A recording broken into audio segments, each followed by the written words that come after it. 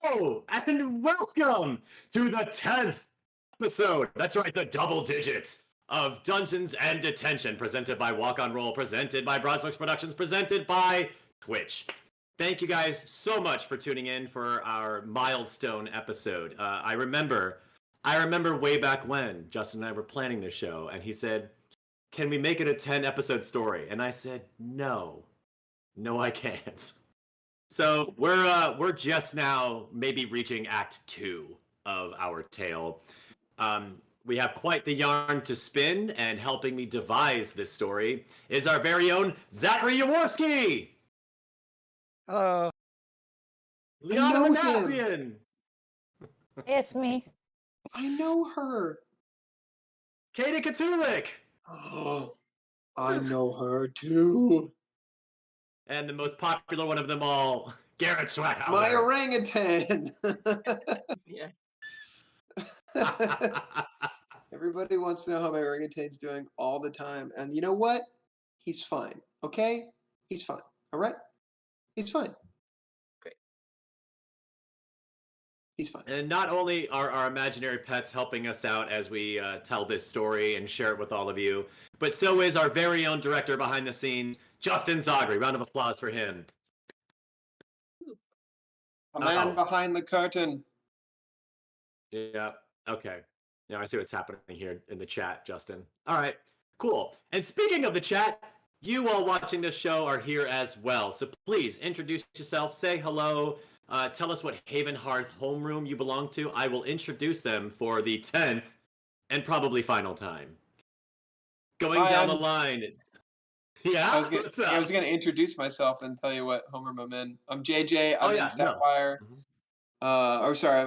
Sapphire House of Hermes. What's up, represent? We're blue. We're fast. I think that's what Hermes did.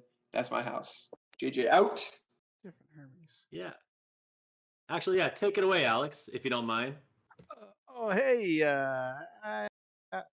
Alex Needler. In the Amber House.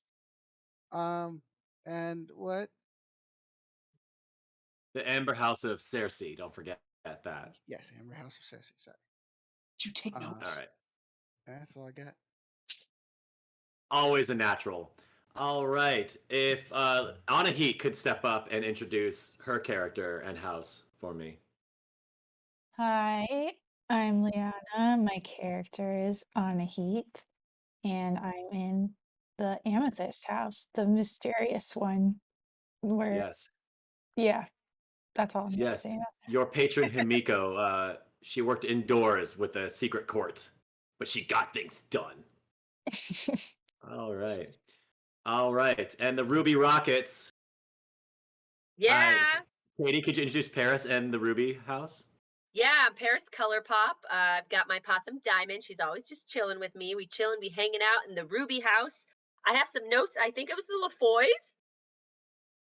LaFay. LaFay. I can't read my Morgan own writing. LaFay. Yeah, I got Morgan. We are the unstoppable dreamers. That's Wow, look right. at all that dreaming. Look at it. I can see it happening. Later. And on behalf of Justin, who is a member of the Emerald Court of Solomon, yes, they are the leaders, the eloquent bunch of Haven Hearth's homeroom. Yep. All right. So with introductions out of the way, he did introduce himself with our mana. That's right. You guys can, as you watch the show and commit yourselves to the chat and play along in this story with your very own walk-on roll, you can spend the mana points that you accumulate with some magic spells that we have laid down below underneath the chat. So feel free to take advantage of that and represent both your wizardhood and your home. Thank you, Kasara, for demonstrating. Kasara in the House of Ruby. And on that note, I think it's time for morning announcements. The first being that I promise that every class that you guys complete, the chat, those watching in the audience, would get a new perk to the show. Justin and I are working on some new things. We're going to come back next week with a bigger, better, bolder show for you. More abilities, better graphics. It's going to be fine. As for you four, though, you did earn something for completing your classes last week. So, and the week before, which I think now that we will be officially wrapping up some of these courses, I just want to remind you all that if you completed Herbology, you get a gold star in Brains or Brawn, working your way up to being trained in one of those abilities. If you took Defensive Magic, you earned a gold star in Fight, Flight, or Grit.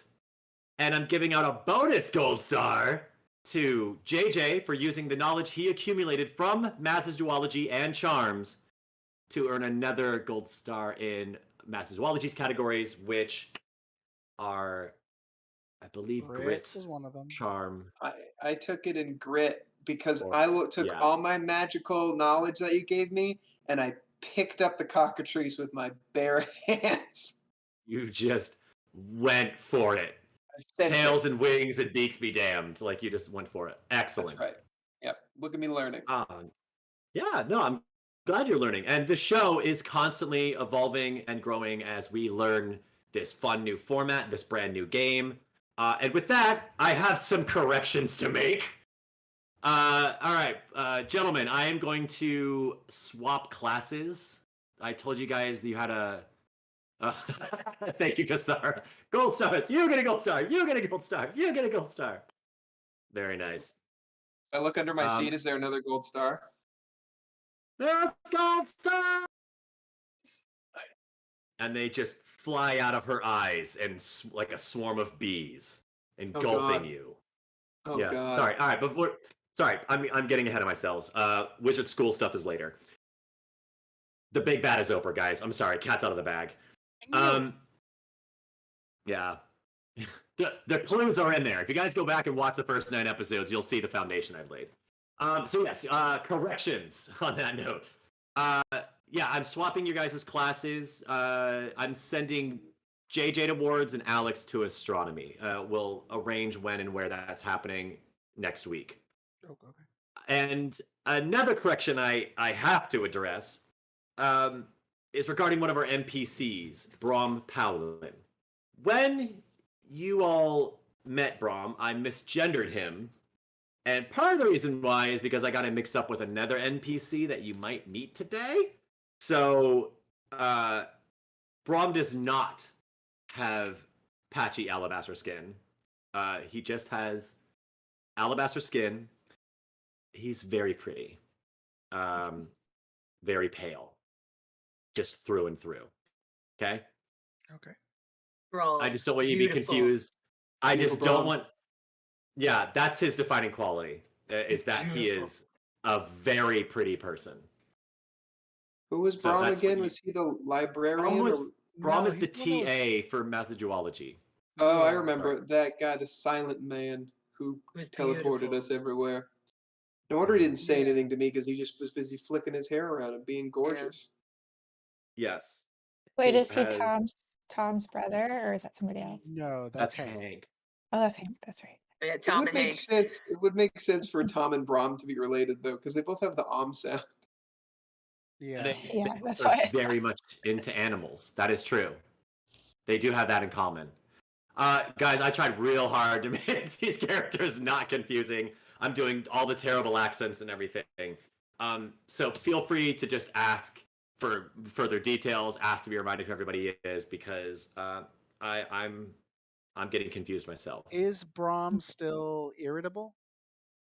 Brom or is is that a different intense. character? He's Okay. a little... He was irritated only in that one instance because Got it. we'll find out later. So I'm adjusting Brom, my notes. Brom, Character said Brom does not like being a TA, just so y'all know. He wants to be an Yes. AA. He has bigger dreams. He's got a drinking problem. Drinking. All right. Now, new business and our morning announcements. It's time to dish out some house points and recap last week's episode, which began with Alex owning up to him looking for trouble and taking full responsibility for having brought all his friends into a secret quest that no one was meant to find. Unfortunately, house points had to be taken away for actively looking for secrets within the school, so he lost 50 points for the House of Amber. But his earnesty and his ingenuity in discovering said secret earned him 15 points back. Our good friend Marielba is always the first to say hello. She did it again, so she earned 2 more points for her house in Amethyst. One of our new students, Errol Midnight, she started to earn a point just for being a personable student, but she hasn't told me what house she's in yet. So please, guys, if you haven't done it, let me know. I want to make sure that everybody gets the homeroom points they deserve. Ruby. Sapphire.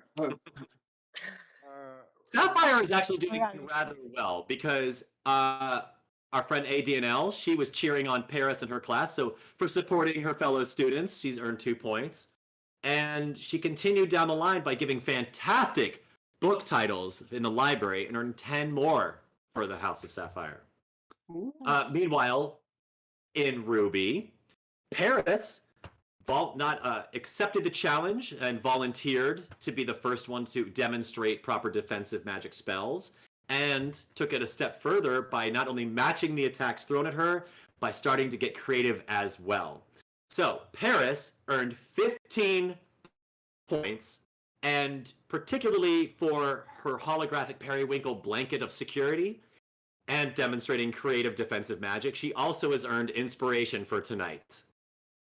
Nice. So congratulations, Paris. Yeah, she almost blinded a guy too with perfume. She's been doing a lot. We don't talk about that. Sure, it stung his eyes a little bit, but I don't think she got blinded. She blinded me with magic. Maybe he had some stinky Paris. eyes. Ooh. Yes, sorry. No, it's fine. This is all for fun. Katie, you, along with Liana, who I decided I was going to suspend her inspiration, you both get the chance to spend inspiration tonight. And I swear to God, I didn't plan this. You both have a free period with lunch today, so go nuts. Moving on, Heat not only has inspiration, but she also earned 15 points for asking pertinent questions in Herbology and wanting to get to know the professor a little bit. So he awarded some bonus points for that. Cool. Yeah. And then finally, our new friend, Ari Midnight, she not only gave book titles as well in the library, but she also gave a lot of information herself and contributed to Herbology. So another 15 points for her. And if you all can believe it, Sapphire and Amethyst are tied again for the lead. Yeah. I don't believe it. I don't know how this keeps happening. It is a neck and neck race between these two houses. It's amazing. So bravo. Brava. All right. Yeah. So yes. Hello, Jade Knight. Hell yes, ADNL, and everybody else. Let's resume. Previously on Dungeons and Detention. Alex, the self-proclaimed leader of the Misfits, as you have all proclaimed yourselves, accompanied JJ to the library where they met librarian McKinnon, who is actually not 3 kids in a trench coat, to look for information on the secret location of the school. But instead, he found a book called Magical Education by Wizard Magiman. Magiman, not Magic Man. Magiman, yeah. It's a family name. Magiman. Sorry, I wrote it down. It must have been around Tentacle. forever. Yeah. Shout out to Justin Zager for coming up with that one. And while you were discovering that book, JJ was also looking clues about the nature of his familiar and found a real life title, Life is Better with Orangutans from the Animal Nature Collection. But then started to make his way down to the section on familiars, fays, totems, spirit animals, animal guides, diviners, and animal. You know what? I forgot that word again. I'll never remember it. I don't think it's a I'll real never word. remember it. I think that It's okay. probably not. It's probably not. I probably read it in a book once somewhere and went, "Oh, that sounds neat," and then forgot about it because it's not a real thing that I've come across again in my research. Just make it up and we'll brand it now. It's a bicycle. But speaking of making things up, JJ attempted a brand new spell just from his own imagination and gusto on his own mind in an attempt to better connect with his orangutan.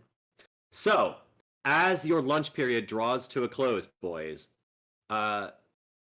let's resume really quick because you hear the doorbell chime that we all recognize, letting you know it's 10 minutes to your respective classes. And JJ, you'll be going to potioneering. Alex, you'll be going to numerology. Let's find out how you get there. I'm hungry. I'm hungry too. I just remembered I haven't eaten since before Enzo Since this morning. yesterday. What book did you get? I got magical education. Okay, that sounds boring. All right, let's go. Yeah. You want some food? And I so I guess we're just gonna run to the cafetorium. Ditto. Yeah. As Yeah. I run with you, because we're gonna run together, and it's gonna be like an anime where the lights, you know how the shit everything's Well, coming yeah. past us. Yeah, I know how to Obviously. run. Let's find out how hard an Okay, anime excuse me. is. Let's roll some flight. Yeah, let's see how this goes. D8A Kai. That's a D10. For you, yeah. I got a 19. Uh, I got a 7. And Alex, I believe you get a +1 to your flight rolls. That was with my +1. That was with my +1. Oh, that was with your +1? Well, you still do a very good job as a much smaller person darting between the crowd of kids pouring out of the grand cafetorium, whereas JJ, a much larger person, has a bit of trouble. Trying to have a conversation with him as this is happening, so I'm like, wait, hey, Alex, wait. Excuse me, sorry, pardon. Hey, Alex, Do you I'm think bobbing that and if weaving we between people. ask Anahit the plants in the area, she can tell us where we are in the It's world? worth a shot. Okay, good talk. Yeah. See you after class. Neat. And I just run ahead. Both of your classes are downstairs, so keep that in mind. You don't have to go far from the grand cafetorium. But Alex, your table is on the farther side. JJ, yours is on the closer side of the entrance you are coming through. What am I So, seeing on these plates? What's for lunch? I'm well, looking for yeah, grab and goes. yeah. Well, you tell me. What is All it? right, man. PB&J ice cream. What? I'm grabbing just a fistful You know what? of PB&J. All right, I think PB&J is a great thing. Yeah, you guys have an elevated PB&J with the crunchy almond butter and Oh, a strawberry rhubarb jam. Let's call it Pretty good. that. What kind of bread we talking? Mhm. Mine's on a Sourdough? brioche I don't bun. know. Interesting. I Interesting grab choice. my PB&J on brioche and I book it with an apple. And I take the apple and I toss it to Orangutan the orangutan. And I grab a second PB&J for me and I run downstairs. You guys you are downstairs. Sorry, you are on the Okay. downstairs floor. I continue to run regularly then I towards my grab one class. PB&J and I grab another one, thinking for a moment, I was like, "Oh yeah, I got to get that for Enzo," and remembering that I don't have Enzo to give it to, so I put it in my pocket. I think I want to Oh, see Alex do that. I feel like we got food off the same table. Why do we have to get food from our own tables? Magic. I say, hey man, you would have been a really good cockatrice dad. Would have been nice. I think you really liked me. He didn't try to attack me once. I don't want to go that far. I think it was motivated by food, and it almost took my leg off. But it didn't hate you. Yeah. Yeah. All right. I kind of pat him on the head, and I start to go to class. Okay. I go to class as well. Probably eating on the go.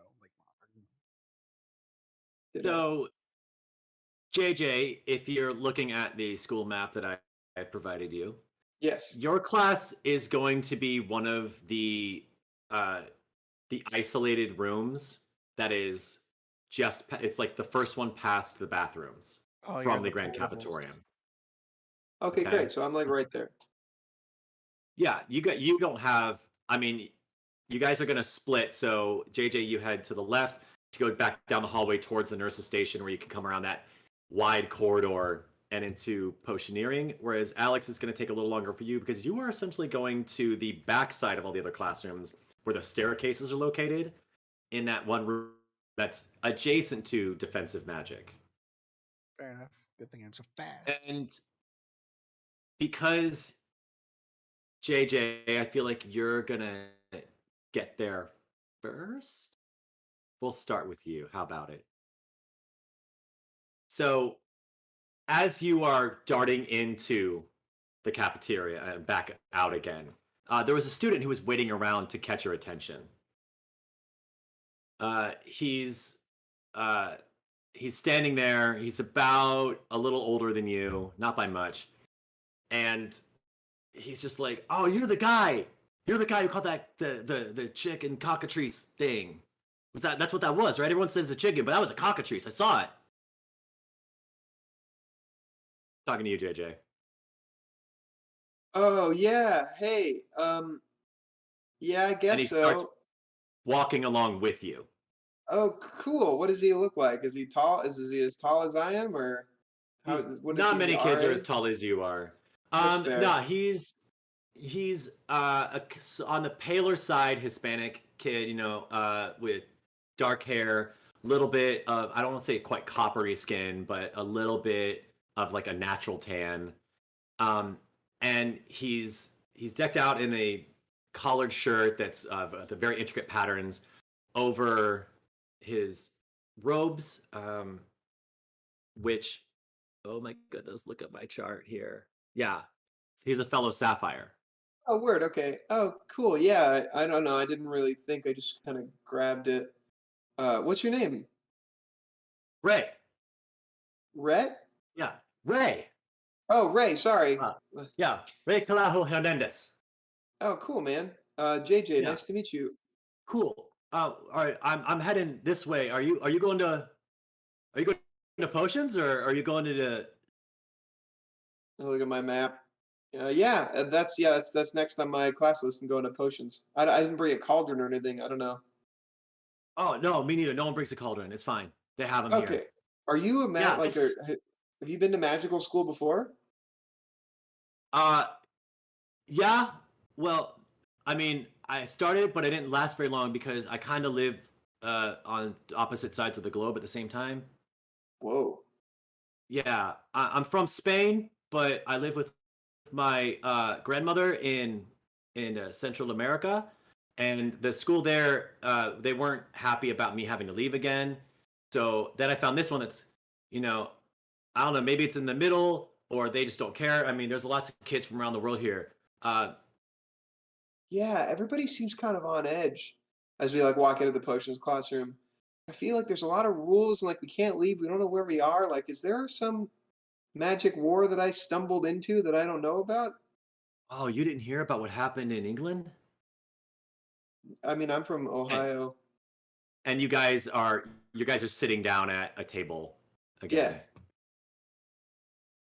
Yeah. Oh, man. So there's this really dark wizard who thought they were like the best wizard of all time, and they were the ultimate authority on wizarding culture. And so they tried to impose their doctrine on everybody else, and it was a bad scene. It kind of ripped everybody apart. Oh. And a lot of kids, I think, are like traumatized from it. and that's why we have like all these new students. Yeah, it's a whole different vibe now. Oh And man. as he says that, he starts to look around the room and notice like how much the place is filling up. Is there a lot of people? I look around the room. Are they all kind of sapphire people like me, or It's always a mix. A lot of the students are about your age, or like you're 13, he's about 15, and so everyone's kind of around there, where you're a proper teenager, but it's not the older kids, you know. Yeah, sure. Okay.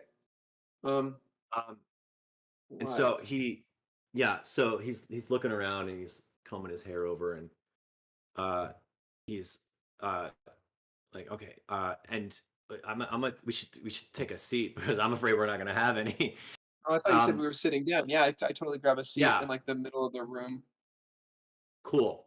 This is very similar to the setup that we discussed on our last episode of Herbology, and I compared it to a science lab. Yeah, This is the same thing where there are multiple tables in a kind of grid-ish arrangement. They're a little offset in the middle, sure. but there's stools around like every side of these small square tables. And it feels very much like a similar lab partnery setup. So Okay, cool. so Do you he mind if I sits and you sit with you? sit. Okay, word. We sit. No, that'd be great because I'm a huge fan of monsters. So I wanted to ask, like, what was the cockatrice like? How did you, like, what did you do? That was amazing. Man, I've heard people talk about it. it like attacked my leg. It was honestly not great. I just picked it up. I don't know any magic really, so I just kind of like carried it around. I don't know, but it was wild. Yeah, we found uh yeah, I don't know where it came from. It was wild. I just, saw it and took care of it. I don't know. I'm really new to this whole thing. Ah, that's just so cool. Like, the professor, she always brings out those animals like on the first day, and then we never see them again. And Yeah. and like I know that some of the kids didn't get to see it this year, and I was like, oh, I'm so glad I got to, because I wanted to see it again, because like my and he writes down the word abuela on a piece of paper and puts it in front of you. Yeah. Um, Is it like a house? yeah, he says, my abuela, uh, she's the one who got me into monsters, and Oh. yeah, and I mean, because when I when I like first found out I was a wizard, I found out because I started like growing horns and like What? wings and stuff. It was crazy. Wait, Yeah, really? feathers. I had You grow feathers. Yeah, horns it and was wings? really weird for a little bit, but they took me to a healer and she fixed me up. Wow, Yeah, man. I still have. Yeah, You still have I'm looking at his like head and shoulders. I know this is so I shouldn't be doing that. Sorry, man. It sounds like it was really scary. That's wild. I uh, didn't know anything like this existed, and now like you grew horns? and he starts to get a little self conscious, and he Oh. looks over at the kid sitting next to him and realizes it's your orangutan Oh, sorry. taking a That's a stool. yeah, that's my all right. Sorry, that's my orangutan. On the floor. You're supposed to be on the floor. We're in class. You don't sit on stools. You're an animal, you're not a student. Sorry. No, he doesn't really listen to me. He sort of just kind of started following me around, and and, I had to leave home because and of him and everything. It was not great. orangutan, like, does he puts his hands on the stool and he scoots himself down and he goes over and he just kind of like slouches and sits next to you, and then like just kind of like tugs on your robe a little bit. What? Did you eat your apple? He hands you the core. Put it on the desk, and I give him half of my peanut butter and jelly sandwich. Sorry, he just kind of does his own Are you, thing. is is he is he's just is that's just a monkey, right? I don't know.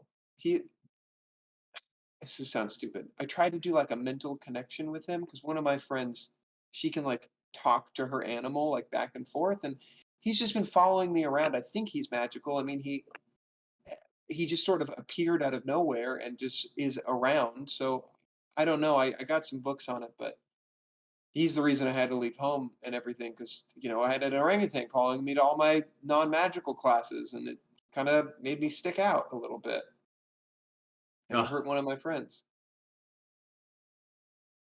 Believe me, friend, I know exactly what that's like. And he brushes his hair again, and we hear the gong that class is officially starting. So let's go to a different class. We're going to jump over to Alex in numerology. Alex, you've made your way down the hall. You have walked into a pretty standard classroom. It's a little disappointing. There's still the goldish tan stone walls that the entire school is made out of, and it has that warm, welcoming glow. But before you are wooden desks that have a steel base, the back of which is connected to the desk before it. I don't know if you've ever seen an old schoolhouse like from the early 1900s, where you've got the big wooden thing that you could lift up and put all your stuff inside. Yeah. And then Wait, you you're sit talking in about a desk? uncomfortable wooden chairs. Yeah. Yeah.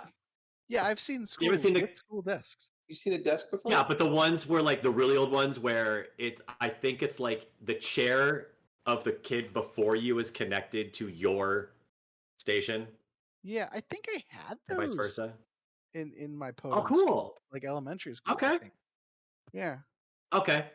It's not important. I just like to give details. Cool. No, now I know. Yeah, that's the most interesting thing about this room. Before you is a chalkboard with chalk on it and an eraser. But the eraser is clapping itself, clean. So that's something. It's pleased with itself. Okay. Yeah. And then standing there, walking back and forth, getting herself set up, pulling out her pens, her parchment, her inks, a Granny Smith apple, is your professor, who is dressed fairly normally. Nothing really exciting to write about. Oh, yeah. She's got a bit of, I don't want to name drop, but I want to say that she, like Miss Frizzle or anything, but she has a very kind of unusual taste in clothing, but it's nothing like robes or pointy hats or magic capes or animals on her shoulder. Just kind of like a woman who was raised in the 70s and has a tacky sense of fashion. Got it. Normal eclectic. Yeah. Yeah. She's then charms her chalk to start writing on the board. And as it makes its way across, it almost like, and this is where it gets interesting, it singes into the black. Random symbols, letters, numbers, different markings, and a seemingly random string. And as the fire, kind of the embers, sizzle away of the chalkboard, revealing the white chalk, something that could have just been done very easily. But this has a lot of magic to it. You realize that it's an algebra equation. You're taking a math class. Oh no. Miss Frizzle is totally canon. It came out in 94. Oh, well, So- she must be a friend from across the pond because Mrs. Professor Esqueather and I will be teaching everyone mathematics. Oh my god. Poor Alex. And I hope everyone is as excited as I am. Yes, oh, you are excited. Wonderful, wonderful. It says here, sorry, I think I'm in the wrong class. This says numerology? Yes, to know mathematics is to know the universe. So we will be studying numbers intimately. So that when you solve maths, you solve more than an equation. You learn how to think. You solve X to understand Y. Oh god. This class will be taking arithmetic further than your primary schools. We will be doing more than calculation. We will be using application. We will be applying maths to our lives and hopefully letting it inspire us. Math could be quite beautiful, rather artistic. So your creative side will show. Who here is familiar with Fibonacci? No one? You can make beautiful works of art. And as she does this, several pieces of chalk start to draw across the board in the endless spirals of crystallization that I'm sure one of your high school teachers showed you way back in the day. Fibonacci Y'all know what I'm sequence. talking about, right? Yeah. Yeah, where it's kind of like it's a spiral that branches and spirals and branches and gets smaller and smaller and smaller at each time it branches off. Yeah, you know, We're gonna get Fibonacci. to that. Yeah. Oh, No, can you look say up, that name one more time? Sorry, I want to write it down. She's Fibonacci, who some of you may have in your textbooks, was a mathematician that was his wizard name. We will not be referring to him by his normal name, his common name. We know him as the mathematician that he is. Was the one responsible for understanding the secret language within numbers, the magic of them. And his sequence is the best example there is. The numbers write themselves across the top of the chalkboard. 1, 1, 2, 3, 5, 8, 13, 21, and so on and so forth. And does anyone recognize these numbers? Can anyone tell me what they mean? 1 plus 1 is 2. 1 plus 2 is 3. 2 plus 3 is 5. 5. 3 plus 5 is 8. And so on and so on and so on. He also pointed out that they're squares, and the numbers all just change in a wash to 1, 1, 4, 9, 25, 64, 169, 441.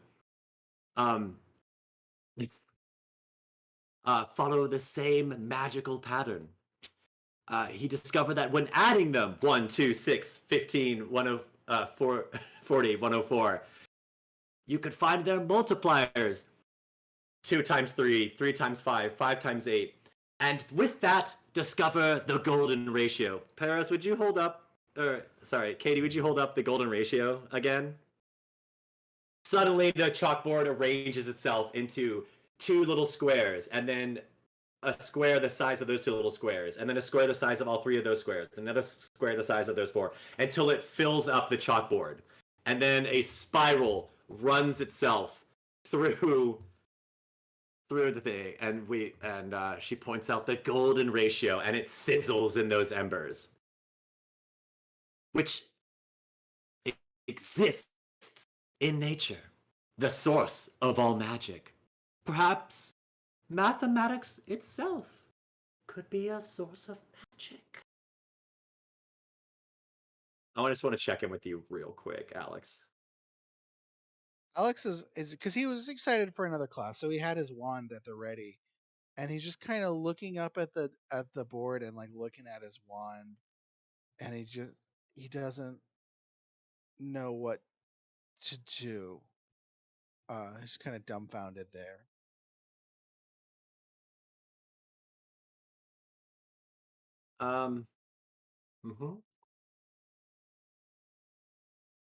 So when do we get to use our wands? She says, we will not be needing our wands. We will be using our wits. Because the better we can understand the universe, the better we can understand magic. Can I go to the bathroom? No. Oh. She then rustles through her desk, and she pulls out dandelions and pine cones and just lots of plants. Everyone, open up your desks. I've given you all an example. And if you you are welcome to open your desk if you want. Oh yeah, I opened my desk if only to put something between me and the teacher at this point. Because it opens forward, so it kind of obscures me, I assume. Mm-hmm. Yes. Great. Yeah. Cool. What's in there? I guess. A pine cone. Oh, Yeah, it's a nice one. I take the And pine she, cone now. Nice pine cone. Ooh. yeah, and it's like everyone. If you look around the room, everyone is pulling out like a flower or a cactus or a pineapple or something. You know, fairly common, at least to you. And she says, Fibonacci's sequence exists all around us. Everyone, count, find a ring on your item and count the bands as they spiral around. Count how many items are on there.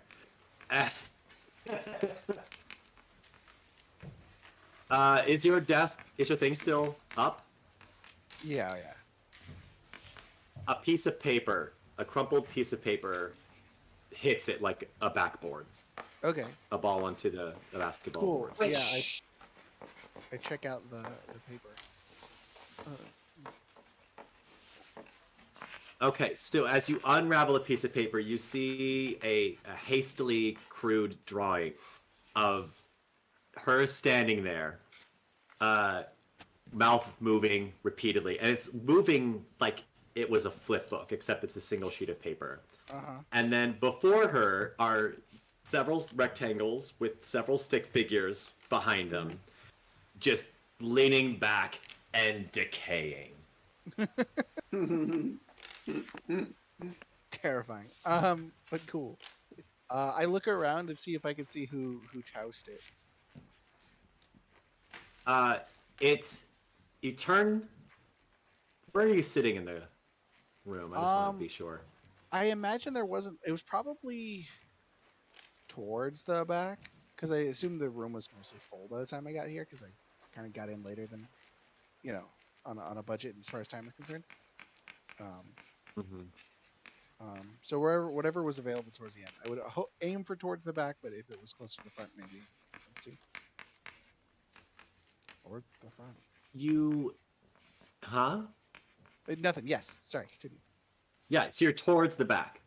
So you turn behind you over your shoulder in the direction where the paper kind of landed, and you see in the back row, and I'm glad you chose this, is a girl with long, glossy black hair and kind of brownish orange skin that is very patchy, like vitiligo. Oh, yeah. I almost saw someone like that before, but that isn't. No, what you saw before was when the light goes through the trees and it does that kind of like speckled, scattered lighting. No? Yeah. Photographers know what I'm talking about. You saw that.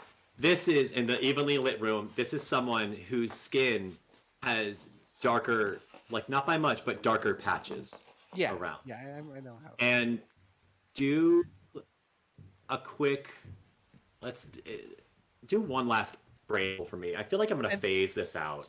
This is not someone I have do a met brain before, roll for me. correct? I want to see how perceptive you are. Okay. I got a 3. Which is pretty good for me. Oh, that's your worst feat. You know what? I'm officially phasing this out because that's not how this game system operates. You guys need to notice things. So, tired of beating around the bush, as it were. The patches of her skin are not a discoloration exactly like vitiligo. The patches around her skin are because she has dragon scales. Whoa! And as she notices you noticing her because of the wadded paper, she goes, oh, and folds her hand up and grabs the note back. It just flies right to her hand. From there, I'm going to take a moment to just let that sink in and have you understand the gravity of all these little details before you. As we check in with Paris, in her defensive magic class, which is wrapping up. Professor Samanfi is giving one final lecture to everyone about the importance of staying safe and keeping oneself safe. And remember that you can do good, you can do evil, but however you do it your way. I recommend you don't harm others. Kind of speech. I don't know why I just didn't do that in character. I got a problem. I should be an actor. And says, and I'd like to everyone to give a round of applause for for Hank, who makes this class possible. Truly, this would be a far less interesting and less engaging or effective class without his help. So Tom, Imagine I know you don't like being embarrassed, but didn't round he of like applause. beat everybody up? So imagine the rest of the class is sitting there like bruised and covered in water and just like. Not all of them. You didn't see everybody. Some people are singed. I mean, some people got doused with water or blown back with gusts of air. Someone got a glitter bomb. So everyone's kind of a little bit of a mess. But Samanfi says, and don't worry, everyone can clean themselves up on the way out. No problem. I'll be there to help if anybody needs anything. And remember, if you're feeling just a little uneasy from today's lesson, the nurse's station is just around the corner. And she kind of like flicks her wand a little bit, and some of those markings that were etched into the wooden walls glow just enough that everyone who has like glitter or dart or dust or scrapes just kind of are back to their old self. It's like this group healing thing. Which you really did not need. So you just notice it as an observer. Sure. And you're free to leave the class if you like. Yeah, I think, yeah, I definitely would like to go to lunch, right? That's where I'm headed to next? Mm-hmm. Okay. Yeah. Which, if you look on your map, isn't very far from where you are. You're just on the far side of the Grand Cafetorium, but... Okay, yeah, I mean, I did a lot of dueling in that last class, so I think I've worked up an appetite. I remember I was late to breakfast earlier, so I think at this point, like, hunger is setting in. I can tell Possum's a little fidgety in my bag, like, we're ready to go grab some food. Okay. If you go downstairs, you'll find an array of simple sandwiches, some BLTs with avocado or egg, one or the other. Elevated peanut butter and jelly, almond butter and jam kind of things. Can I do protein style? Oh my gosh. You want to just do avocado toast? A protein style, please. So no bread. Can we do where Paris is talking into her plate to order this food? Yeah, let's do this. Yeah. You find a spread of like kind of comfort food Americana. Simple stuff for lunch, nothing crazy. Different arrangements of chips and sweet potato fries and coleslaw and potato salads, stuff of that nature. Kind of like finer diner food, if you can imagine it. But what are you doing? I'm doing. I would like a protein style, so that means that it's lettuce. I don't no bread. If you give me the bread anyways, then that's fine. I can give it to Diamond. She can use it for the extra winter time for a little extra cushion. Okay, just promise like this is me, fair. like let me know what sandwich you're grabbing off of the spread. Okay. It's not lettuce. appearing on your plate. It's just there's a peanut butter bunch and of jelly. food that appears on your table. So, but you said protein style. You're not asking for a protein style PB&J, right? Just No, because you said that there's also like a club, like a turkey club type sandwich. So Yeah. I'm thinking it's Great. So you everything grab- except for the bread, but I can take the bread off and give it to Diamond. No, So I love it. You take the bread off and the lettuce on the BLT and avocado. Is that what? Yeah, Wraps flat. itself around. It just the lettuce like curls itself around all the other ingredients and it becomes a Cool. wrap. Yeah. Great. Yeah. There's a selection of lemonades in many different flavors, so, many different colors. You know, it's an I think iced tea. she'll probably go for water. That's going to be too acidic for her belly. If Okay. that's okay. I mean, because That's I'm also okay. going to share some with Diamond, so I'll get a Yeah. little like satchel, hold it out in my little hands so she can drink Yeah. her little water. Oh no, there's a little bowl on the table, a little Perfect. dish. Oh, how Yeah. convenient. Right? So you're enjoying Great. lunch. Mhm. Yeah? Delightful. Okay, I'm gonna let you do that for a little bit because it'll be a while before any friends of yours, such as Anahi Crowley, make their way down because she's coming from a slightly longer trek. So let's find out what that's like. Anahit, Herbology is wrapping up. Professor Snow is telling everyone, okay, wrap up. You're trying to like literally wrap them up. It's time to end the class. You guys have sachets, yay! And feel free to do with them whatever you like. I hope you all made good choices, especially after today's lecture, which I might be regretting just a bit. Any final questions? I know we covered a lot of ground today. So, okay, great. I was Have a curious good class, how we everyone. make sachets. It's in your textbook. Oh, I thought we were gonna go over that. Okay. Hold on. Let me see if I can find that quick. Bearing herbs, blessing your creations, making incense. Create spell bags. All right. Just We're a all quick gonna learn- recap. We're all gonna learn together. Yeah, so basically they're just bags of fabric that you place a variety of objects or herbs into, and this is going to be an all plant one, unless anybody brought things from home, which I can think of one student who might have. But yeah, it's just a bag of fabric that is tied off with twine. It's a real simple, basic, like Herbology 101 setup. These sound like yeah, hex I was bags. correct. They Right. do sound like hex bags. It From depends on what Supernatural. you put into them. It depends on what you put in them. Mhm. But yes, it is. That's exactly what I was going for, y'all. Oh, we got it. Yeah. Well, did you get? We're taking away time from Anita. I'm sorry. You'll get it back. Did you catch the room you were in? Wait, what? Nope. Okay. No, Katie. Oh. Like with all the mirrors. No, There was Anahit's a room looks few like mirrors. No. Did Katie catch the room that she was in for defensive magic? It was a lot of wooden slats covered in symbols with Oh, a circle on the figured floor those. and a I thought pentagram. those were all. I thought those were sigils. That's what I thought. It was all different. I thought it was like but they. Yeah, that's what I thought. Yeah. I just didn't know. I know it wasn't like correct time period. I guess they came out in 2005, so maybe I'm just thinking ahead. Well, they got it from someone. I know. Oh. Katie, you were in a class of the Devil's Trap. No, I gotcha. I know. understand. I gotcha. All right, it's out of here. So yeah, class is wrapping up. Students are making their way out. Effie is still there, and she's saying like, "Thanks for all the help today." Yeah, you're welcome.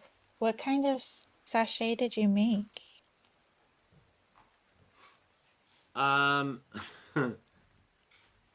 I made one for my familiar. Now I have to remember what Effie's familiar is, which is a dolphin, I believe. How did that work? Yeah, wow. I don't get so much flack for my orangutan. Where they hang out in her bathtub. Yeah. Somebody call PETA. Oh my God, where is she? I gotta Poor straighten dolphin. out my notes, guys. Maybe it hangs out in the river beneath the school that we never got to see. Yeah, right. That's where all the No, wild I'm Like a a liar. dolphin. No, I'm a liar. It's a problem. No, her familiar is a seagull. I'm making that up. So she made like Effie's like, oh, I just did she doesn't have to explain this because you were there. She did the basic like good vibes thing. She's not used to most of these plants. She was kind of following the lead of the professor and then you, as far as to maybe spruce it up with some better things. But she just kind of did a general, like, positivity, good intentions, somewhat, not like a protection thing, but something to keep energies at balance. Do you know what I mean? Mm-hmm. Yeah, just something to protect normalcy, so to speak. Cool. Yeah. What about you? I know we weren't supposed to, but I made like a love one. Oh my It's like- gosh. She says like, let me know what happens. I don't know if I'm actually gonna use it. I just made it because I don't know. You want me to use it? I'll use it. No. We're gonna- You'd get in trouble, or like both of us would get in trouble. So I don't know. Well, where are you gonna put it? Oh, And you guys are making your way out of the class, starting to head towards the stairs. yeah.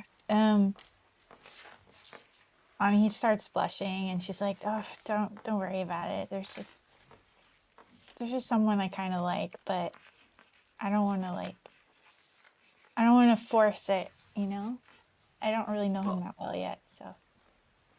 If I understood what the professor was saying, I think the whole point is that now you don't have to force it. Like, it'll just come to you. So, I don't know. Let me know what happens. And she puts hers, like, in, she's like, okay, I have a dress. And she, like, takes some extra twine that she had and she ties it and puts it around her neck. Just like, for now, it's gonna keep it by my throat. Sorry, my, is that weird? Okay, well, I'll see you later. Oh, nice meeting you. And she just kind of scurries down the stairs. Okay. So what do you do? So I'm just like looking at the sachet there and being like, ugh, yeah. And I put it in my bag. But I think right with those things that like it's really the intention of like who it's supposed to be for. So just because you make it doesn't mean it's like intended for you, like for the effect to happen to you. So like if I made it for somebody, like for them to have feelings for me, right? So I'm like debating whether I should make it be on that person's, on that person. So, but I'm just like, yeah, and I just put it in my bag because I'm like contemplating if that was a good idea or not. That's fine. I mean, I think you're doing the right thing. And they'd be like, I'm gonna teleport this to under that guy's pillow or girl's pillow. I don't know what you're into. And just wait, like set the trap. You're doing the right thing by like considering the consequences of said actions. Like the reverse psychology. So she she's like, what do I do with this? Yeah. What have I done? But as you are deciding where to put this thing for now, I mean, do you want to head back to your dorm room and stash it there? Or do you want to head to the Grand Cafetorium and do lunch? I'm gonna keep it in my bag and I'm gonna go to lunch. Right. Well, as you enter the Grand Cafetorium, and you don't have as far to go because it'll be for you the first table, you see a spread of comforting Americana diner-like sandwiches and then some. That's what everyone's having today. Wait, can you tell me again, like how, like where the Herbology Classroom was though? Like where is it on the map? It's in the corner, the southwestmost corner. It's above the stables, right next to the library. Okay, so it's the second floor, right? Yes. Cool. Okay, so I just came down the Right stairs. above the stables, yeah. Yeah. So you head. Mm-hmm. Yeah. You've got. It's a bit of a hallway to get around the library to make your way to the stairs and get to the great cafetorium. So it's a bit of a walkway, but you eventually you make it there. You're just not the first student to do so. Is all. If you look way off in the distance, you'll see your friend Paris having an open-faced blat sandwich. It's a with, protein possum. style sandwich. Teen style. Yeah. Oh, sorry. Ugh. I apologize. You're correct. Those are different things. My bad. Because you took the bread off, you made it open-faced, and then it curled up, and you took it off the... Yeah. You don't have to That's where explain my it. mind went. Apparently I do. Yeah, so, I mean, you're sitting down and having a meal, so to speak. Yeah, I think I would. I'm gonna go to my table first. I'll wave at Paris though. So she sees I'm here. Okay. Let's see. What kind of sandwich am I gonna have? I want like a big like sub sandwich, like a public sub. Oh my god. Now that is yeah. Americana comfort food. Yeah. You find in the middle, like, so it's a, you know, it's a spread of different sandwiches. And then there's this kind of like massive bowl in the middle. And pointing out like rays of the sun are an array of public sandwiches, including the one where they take the chicken tenders and put that in there. Yeah. What is this place? This magical place? When you say public subs to me, I think of subs that are in the public. It's at a store. Oh, Publix is a grocery store from the south. yeah. Oh my Zach, you want to God. step in and contribute to this? No. Oh, she's got it. Listen, most of us are Floridians here. You know what you're doing. Yeah. Oh man, it's hard to choose between the chicken tender with like honey mustard sub, and like the turkey and provolone sub. Publix is the grocery store of the South. Yeah. It's Got just it. the one It's to just- be at. People are obsessed with it for no logical reason, but it's just really No. It's like In and Out, but actually good. A little bit. I think that's pretty apt. Yeah. Mm-hmm. Alright. Okay, yeah. Maybe I'll take both. I'm really hungry after all of that sachet making, so yeah. Okay. Okay. I'm gonna eat my sandwich. So you're chowing down. Harris, you've probably had some food and you're doing good. As you are eating, there's a girl next to you who kind of like scooches down and gets like not in your space, but she's definitely like talking to you, or about to. And she goes, "Can I ask you a question?" First of all, I love the hair. Oh my God, you're gorgeous. Oh, you're talking to me. Okay. I was like, who are you talking to? No, I'm talking to you. Oh, thanks. So you in divination class, you looked into a mirror, right? Yeah. So were you scrying in the mirror, or was it like that mirror is special? It's I could do that in any mirror. Oh, that's amazing. I mean, I try not to do it often, but Yeah. Because I tried to do the same thing. I mean, you probably saw that I was like, oh, I can do that. And I pulled out, my makeup kit. And I mean, I saw a vivid memory of me buying my makeup kit, Did you have like some powder maybe on the makeup, like on the mirror? Maybe you need to like wipe that off to like get a clearer like vision. You know what I mean? So like if there's still powder on the screen, then like it's like obviously feeling and sensing the makeup that's around it. That's why it's like maybe you just need to take like one of those you know, I think it's Canon. Yeah, Beauty and the Beast, like with those type of mirrors where you're like looking at yourself or whatever, or like the Little Mermaid. Oh, Yeah, like that's a all hand pretty mirror? frame. Yeah. You Hey, thanks, Jim or Bob or I don't remember who you are. Oh, it's Jacob. That's fine. I keep Thanks, going. Jake.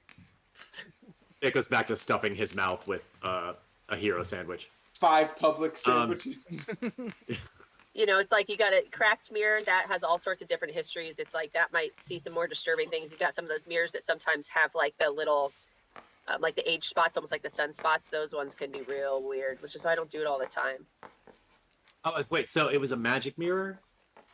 Or not? No, it doesn't have to be magic. It's just that depending on how the mirror is being taken care of, you know, the circumstances surrounding the mirror, then you'll see different things. And it's not necessarily regarding the mirror, but, you know, again, if it's a cracked mirror, you might see some things you don't want to see because that mirror obviously has had some issues as well.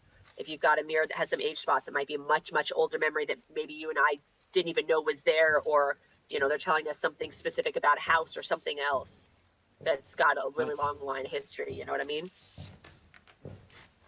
So it makes sense with your makeup that, like, if you just have powder on it from your use, then yeah, obviously, girl, like, what are you thinking? Like, yeah, you're just gonna have your makeup memory. I mean, I'm not saying I'm an expert or anything, but like, my grandma was real good at looking in the mirrors, so. Can I see yours? Is that okay? Yeah, I mean, one of my compacts earlier busted during my brawl, but I have another one. Oh, wait, do you have multiple? Yeah. Yeah, I've got, Well, show me the one that you used. Which one did you use for... Like, so you had a compact that you used in divination. Yes, and that one did have a picture compact- of my grandma behind it. The one that was the other one, that was just my my bronzer compact mirror. That You one had just got messed multiple. up. Yeah. Ugh, Yeah, because okay. that's all. I mean, that's how. Do you know how makeup works, girl? What's going on? Well, this is me asking. Oh, I'm sorry. Oh, okay. Because, no, I do not know how this works. Okay, this is a normal thing? Having Yeah, I mean, I can show you mirrors? all my mirrors. Yeah, I've got I square trust mirrors, you. circular mirrors, heart mirrors, especially for the 90s. Oh man, that's when like more design mirrors were in there. Like even the little lipstick holders Okay. have mirrors on them. I can Okay, attest so- there are thousands of mirrors in our bathroom. Understood. Do you want to see the okay, cracked just for one? my own knowledge then, because I gotta retool this scene just a stitch. No, Sure. so she's asking to see the one that you used for divination, which Okay. you said has a picture of your grandmother It does. behind it, right? Is this an old family heirloom kind of one? Okay. Yeah, it's an older compact. Yeah, it would have been hers before. Okay. And you're handing that one over to her? Yeah, let her look at it. Okay. Would you? Okay, so she looks in the mirror, and she's got blonde hair and a bob, so she kind of looks like she's got blue eyes, and so she's kind of looking into it, and she's like kind of like messing with her hair a little bit as she tries to get a view of it. Tell me, Katie, about Paris's grandmother. Just anything. Like, you have a picture of her. Can you describe like what the picture was of, or Yeah, it was her just in something... her younger days, in her 20s. You know, and she's got her really cute coiffed hair, fully done up to a T. This, you know, obviously before age and everything took on, and then, you know, I think the hard thing is that the last few memories that Paris has of her grandmother was when she was super, super sick and wasn't able to take care of herself and had bed boils, and her hair was super, super matted, which is why her biggest fear is, you know, not proper skincare or whatever, because I mean, essentially that they stopped taking care of her grandma in the place where she was at, and it was like a traumatic experience. It ultimately killed her. She died of the infection because of it. Is that what you wanted to know? You're welcome. Is that a lot? Wow. That's why she's a haunted survivor. Okay. It's like more what she looked like. Dear God. Yeah, But I in was like, that- what in was that in the picture? Oh, okay. Yeah. She looks great. Well- She's got a barrette. She's got one of those old school barrettes, like a seashell barrette, or made out of like a seashell, but it's like the classy thing. She's got her dark red lips, a little bit of a cat eye going on. It's black and white photo, but it's been aged, Yeah, so it yeah. looks like more antique color. Let me ask you this. Sure. When did your grandmother give you the mirror? She didn't give me the mirror. I got it after she passed. So she used it up until she passed? Yeah, I mean, it was in her little vanity. So, Libby, her beautiful blue eyes are welling up with tears. And she suddenly feels very grim. Not suddenly, like it just kind of washed over her. And she hands back the mirror, like just slaps it and puts it in front of her. And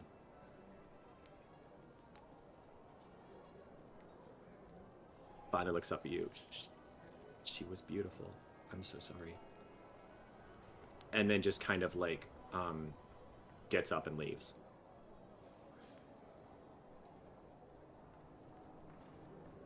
Well, Hey, how's your lunch going? Yeah, I was just gonna say I'm gonna walk over to Paris and say hi. Walking over, stuffing my face. So How are you doing today? wait, what? Me? How am I doing? Yeah, Anahit. How's Anahit doing? Like, I mean, did she enjoy class? She made a friend? Like, yeah, she's feeling pretty good. Just a little conflicted about her sachet creation, but otherwise pretty good. oh, okay. But okay, in a decent mood otherwise? Yes, in a decent mood. Is that about to change? So I hear that. Donahue, a question if she's coming over to talk to me. I'm not yet. trying to gauge the vibe a bit. I'm just gonna Vibe let is Anahit know Mm-hmm. that remember that group of people you were trying to listen in on? Oh yeah. So one of them, the one in Amethyst's house, is sitting by themselves at the end of the table.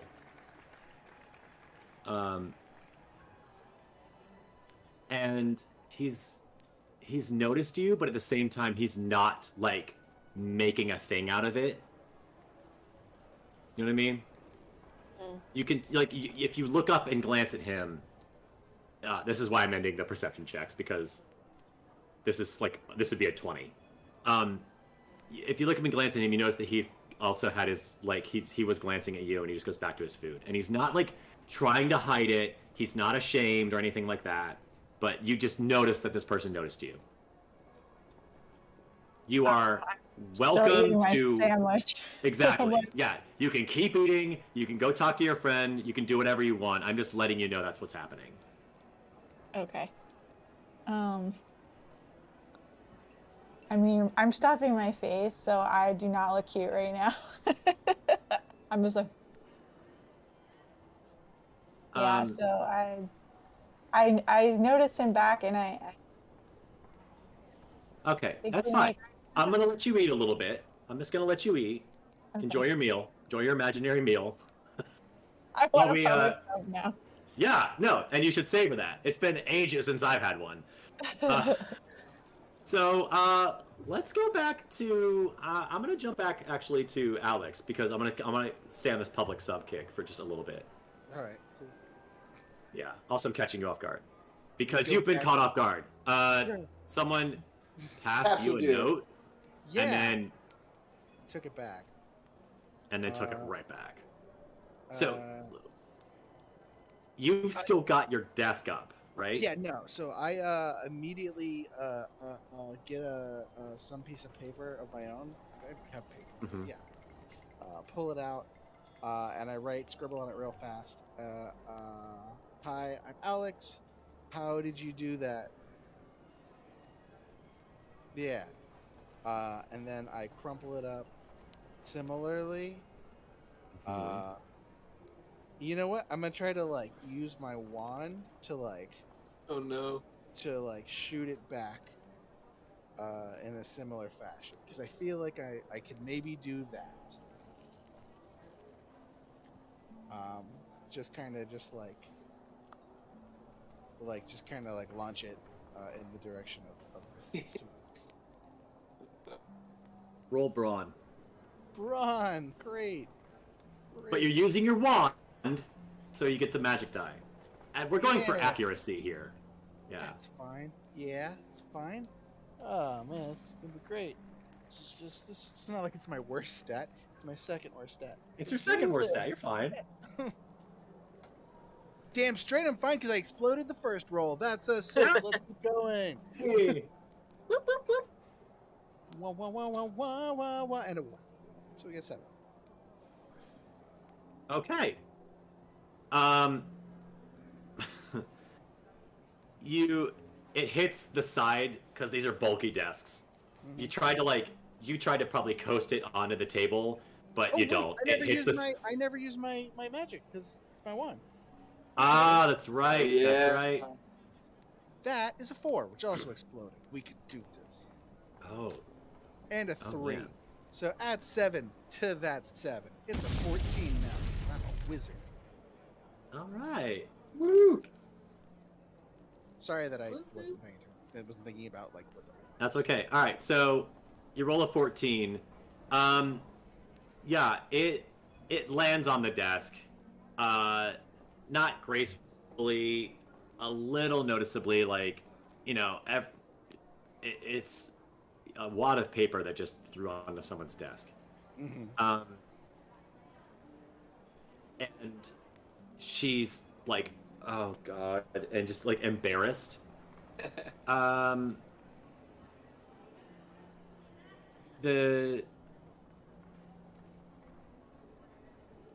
It's not the okay. I'm trying to like punish you for having not the best roll, but you did. It's not like you had a bad roll. So it just kind of lands at the side of her desk, easy enough for her to just go and push it off. And it's a crumpled ball of paper on the ground. She then on her desk floats like a stealth paper airplane landing in there. She opens it up and then just kind of like giggles in a kind of like self-effacing way. Okay. And looks past you. No. Oh no. Yeah. Oh no. Was she going for somebody else? Oh, obviously.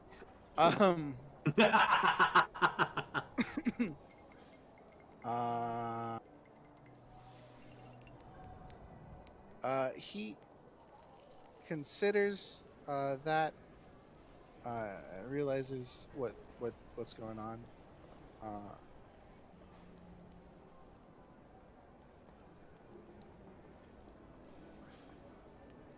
Pulled out another piece of paper. And writes something on that.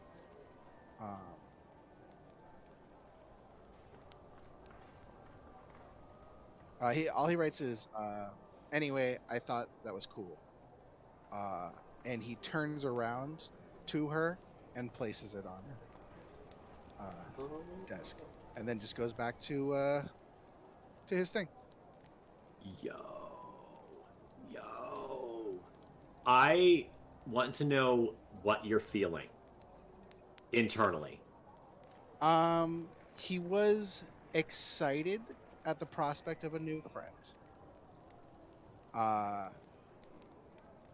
And he's not ready to give that up yet.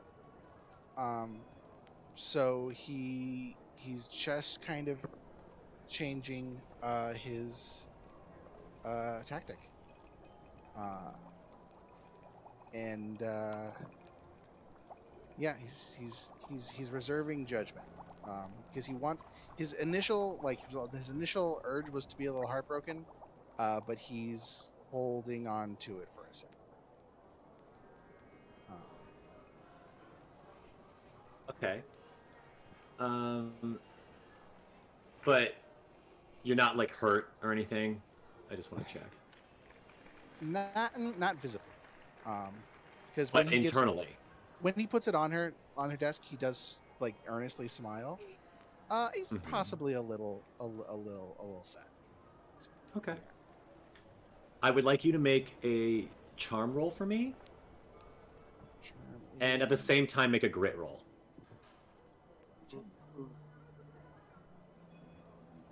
Bonuses are. Don't remember what my bonuses are. You have a +1 to your charm because you use a little kid. And I have +1 to grit because that was the one that I got in my from my various stars. Yeah, you earned those. Yeah, nice. Okay, good. Cool. So we're gonna look at. These are not great rolls though, because my charm is a total of 5, and my grit is a total of 4. Yikes. No, this is interesting for me. So you awesome. You like a boss. Just reach back and place the note on her. Great move. That is a real Alex on the first day of Broom's class kind of move. And then you sit back down. Do you happen to like look back at her at any point? He's trying not to. He figures that this is someone who communicates through notes in class. So if he gets a note, that's a response, and if not, he's waiting for a response. Oh. It takes a moment, but not much, and another crumpled up ball appears before you. And if you unravel it, it says, "Sorry, it's rain." And look to the sky to see if it's raining or in the room. Rain is spelled R-A-Y-N-E. Oh, okay. I would like. Yeah. Yeah, that's great. I would like you to know, also because you talked about like you were excited about making a friend. Kat is in the room. I just want you to know that Kat is in the room. Oh my god. And he knows you're there. I'm just letting you know. Yeah. I know. Oh god, this poor. So the teacher is going on and now making that diagram of a triangle stacked on other triangles, ad infinitum. Still trying to demonstrate the awesome might of Fibonacci numbers by adding up all of the rows and explaining how the squares matter and that the squares are also... It goes on. I don't remember anymore. What are you doing now? I'm having a conversation with my new friend Rain. That's what I'm doing. So I'll rewrite the question on the note from before. How did you do that? And send that back. Okay. You're just paying attention to before you. You're not looking around behind you.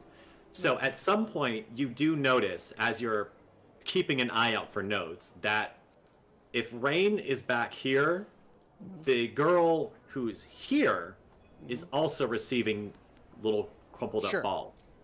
Yeah. That are now traveling much smoother. And stealthy, but not nearly in the way that plane had landed. Okay.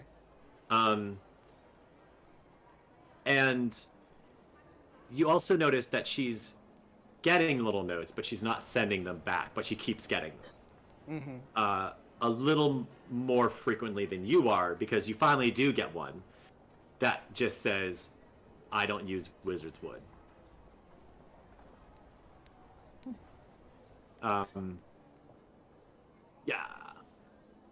That sounded sexual. Sorry.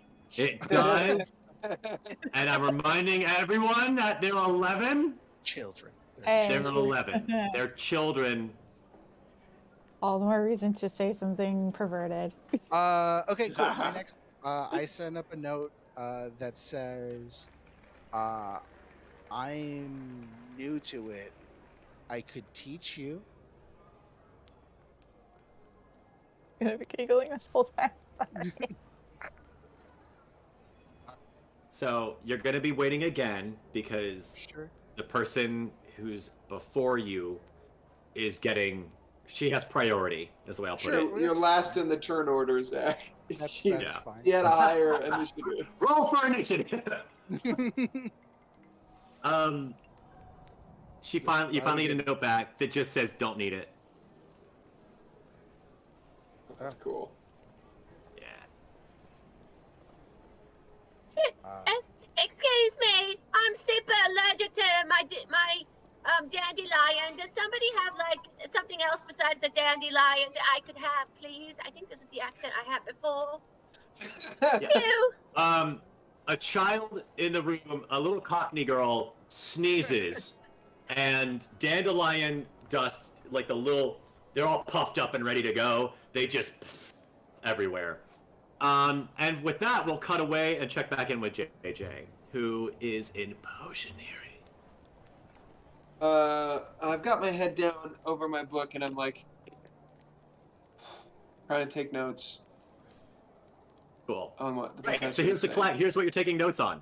The professor is saying name for the Latin word for beverage. Potio. Potions are generally imbibed to create a number of different effects on the drinker. Nevertheless, not all potions are necessarily used by means of drinking. Some can be applied by physical contact, topically, or by creating an effect in their creation. Though only one of those comes to mind, and it's pretty intense. Potions not only range in application, but also in effect and difficulty. They have a variety of purposes. They are used as medicines, immunities, as poisons, to enhance a quality of the drinker, whether that's physical appearance or endurance. Note that we do not use endurance-enhancing potions here in our brooms class, or really any class. Yes. Two things, one for you, the DM, and one for class. What is this person? Who is this person? What do they look like? Why do they sound like a surfer person? They have curly gold and silver hair, light eyes, a straight nose and a strong chin. But, like, this is the way I describe them, pursed lips and a knowing expression in their brow. A This knowing person- or a knowing expression? Knowing. So Kurt Russell from Point Break. I was thinking like Owen Sure. Wilson. But Why yeah. not? I kind of like Owen Wilson, but I'm probably really Sean Penn. Oh, boy. Yeah. So this person has the distinguished qualities of age. You know what I mean? Yeah. There's silver in their hair. Their eyes are very light. They actually pursed lips, lots of wrinkles. So it's all of those. You know what? It's probably more like Bill Nye now that I'm thinking about it. They're changing but- before my eyes. they conduct themselves in a manner that is very youthful. However, they have the appearance of someone who is rather old. Yeah. Okay. And I didn't describe the room, and it occurs to me that I didn't do that because I never thought of it. On their desk is old, like carved wood. It's dust. It's the kind of thing you only have seen things like this covered in dust. It's simple. It's definitely handmade, and it's covered with like old bronze everything. All of the name tag, the ink files, the parchment and quill. Like there's nothing past the 19th century on this desk. So I'm like in least. a men of letters office with everything is rich mahogany and old in my potions class. Okay, Yeah. got it. Well, their stuff and the decor is that. The classroom itself isn't a man of letters, but I freaking love that reference. So let's say it's exactly like that supernatural setting. Okay, Let's great. give one to you too. I know you're a fan. Okay, cool. I'm gonna have to work in some stuff. Actual question for the class is there a potion to make people remember things that they were forced to forget via magic? Oh, absolutely. Absolutely. In fact, I believe that was one of the oldest potions that's been around, restoring memory. Memory loss is a thing that has plagued humanity since its very existence, that magical and non-magical healers have been trying to cure or prolong. And yes, I myself have lived a long life, and I wish I could remember more moments of it. So I am very familiar with memory-related potions. Yeah, and Is there you a- will be too, Oh, because you will learn the correct way to brew potions. He's continuing with his lecture. okay. Following specific recipes and using a variety of magical ingredients to create potions. We're going to start with the simplest ones, moving to more advanced ones as you progress in knowledge. To begin, you'll need the following tools, which have been placed before you on your tables. A cauldron, files, mortar, pestle, knife, be careful. Set That's of not a measuring knife. scales, which are, and, yep. The scales are, there's fewer scale, like there's not scales in every table. There are stations, like 4 around the room that have measuring scales, mostly toward the back. And the only tool you are asked to bring is your wand. And those of you with wands will kindly aid those without magical ability to seal your potions. This is one of the many Without reasons why magical you all will be ability? working as partners. So take a moment to introduce yourself to one another. I turned to Ray and I'm like, there are people here that don't have magical abilities? Yeah. You- Yeah, why? Oh, sorry. I thought Yeah, I heard why? a dog barking in the distance. Do you not have a wand? No, I do. Oh. I just Yeah. I'm sorry. So I came from like a non-magical town, and they like erased everybody's memories because they learned about magic. But if there are people here with non-magical abilities, what's with all the secrecy? Ray, you lost in your books again, Ray. Mm-hmm. We're supposed Sorry, to I'm have a taking conversation. notes. That guy went on and on and on. Well, like, my best friend Kwambe, he like is magical a little bit, but he can't really perform magic, you know? Yeah. Yeah, it's really interesting. He's a cool guy. Do you But think yeah, there are kids who like they were raised in magical families, but they're raised in magical families, but they don't they're not able to perform magic themselves, you know? So Ooh. Do you think my orangutan is magic? So it like showed up out of nowhere, right? Do you think it's like a magical, like it was raised in like a magical creature family? It's not like a person, is it? That's taken the form of an orangutan or something? oh man, that'd be freaky. I know. Honestly, he's like with I me all the love time. honestly, and he writes down the word muchacho on that same piece of paper that had Abuela written. This is Spanish, right? And he gets like excited that you Oh, recognized cool. it. And he says, I- honestly, muchacho, I'm really into monsters, and you know I know a little bit about like Latin American animals, but I don't know much about orangutans. But yo, if that orangutan is a person, that's some freaky stuff. Yeah, that would be interesting. You would love my friend Alex as well. He also likes monsters. You guys should totally meet. So I guess I'll seal it. I don't know. The professor, either one of us. Actually, do you want to go get the ingredients or me? Oh yeah, man. Sure, I'll go get the ingredients. That sounds fun. What are we making? And I look at the professor's ingredients list and I read it, and it says The professor continues his lecture about, and he's been talking this whole time. We'll just skip, about such good how students. you need to, I know, about how you need to treat everything with the same care as the usage of potions with preparation, and you need to prepare in order to effectively brew it, because if you don't, it could be hazardous or harmful or poisonous, yada yada yada. Before you, on your table is a piece of parchment that says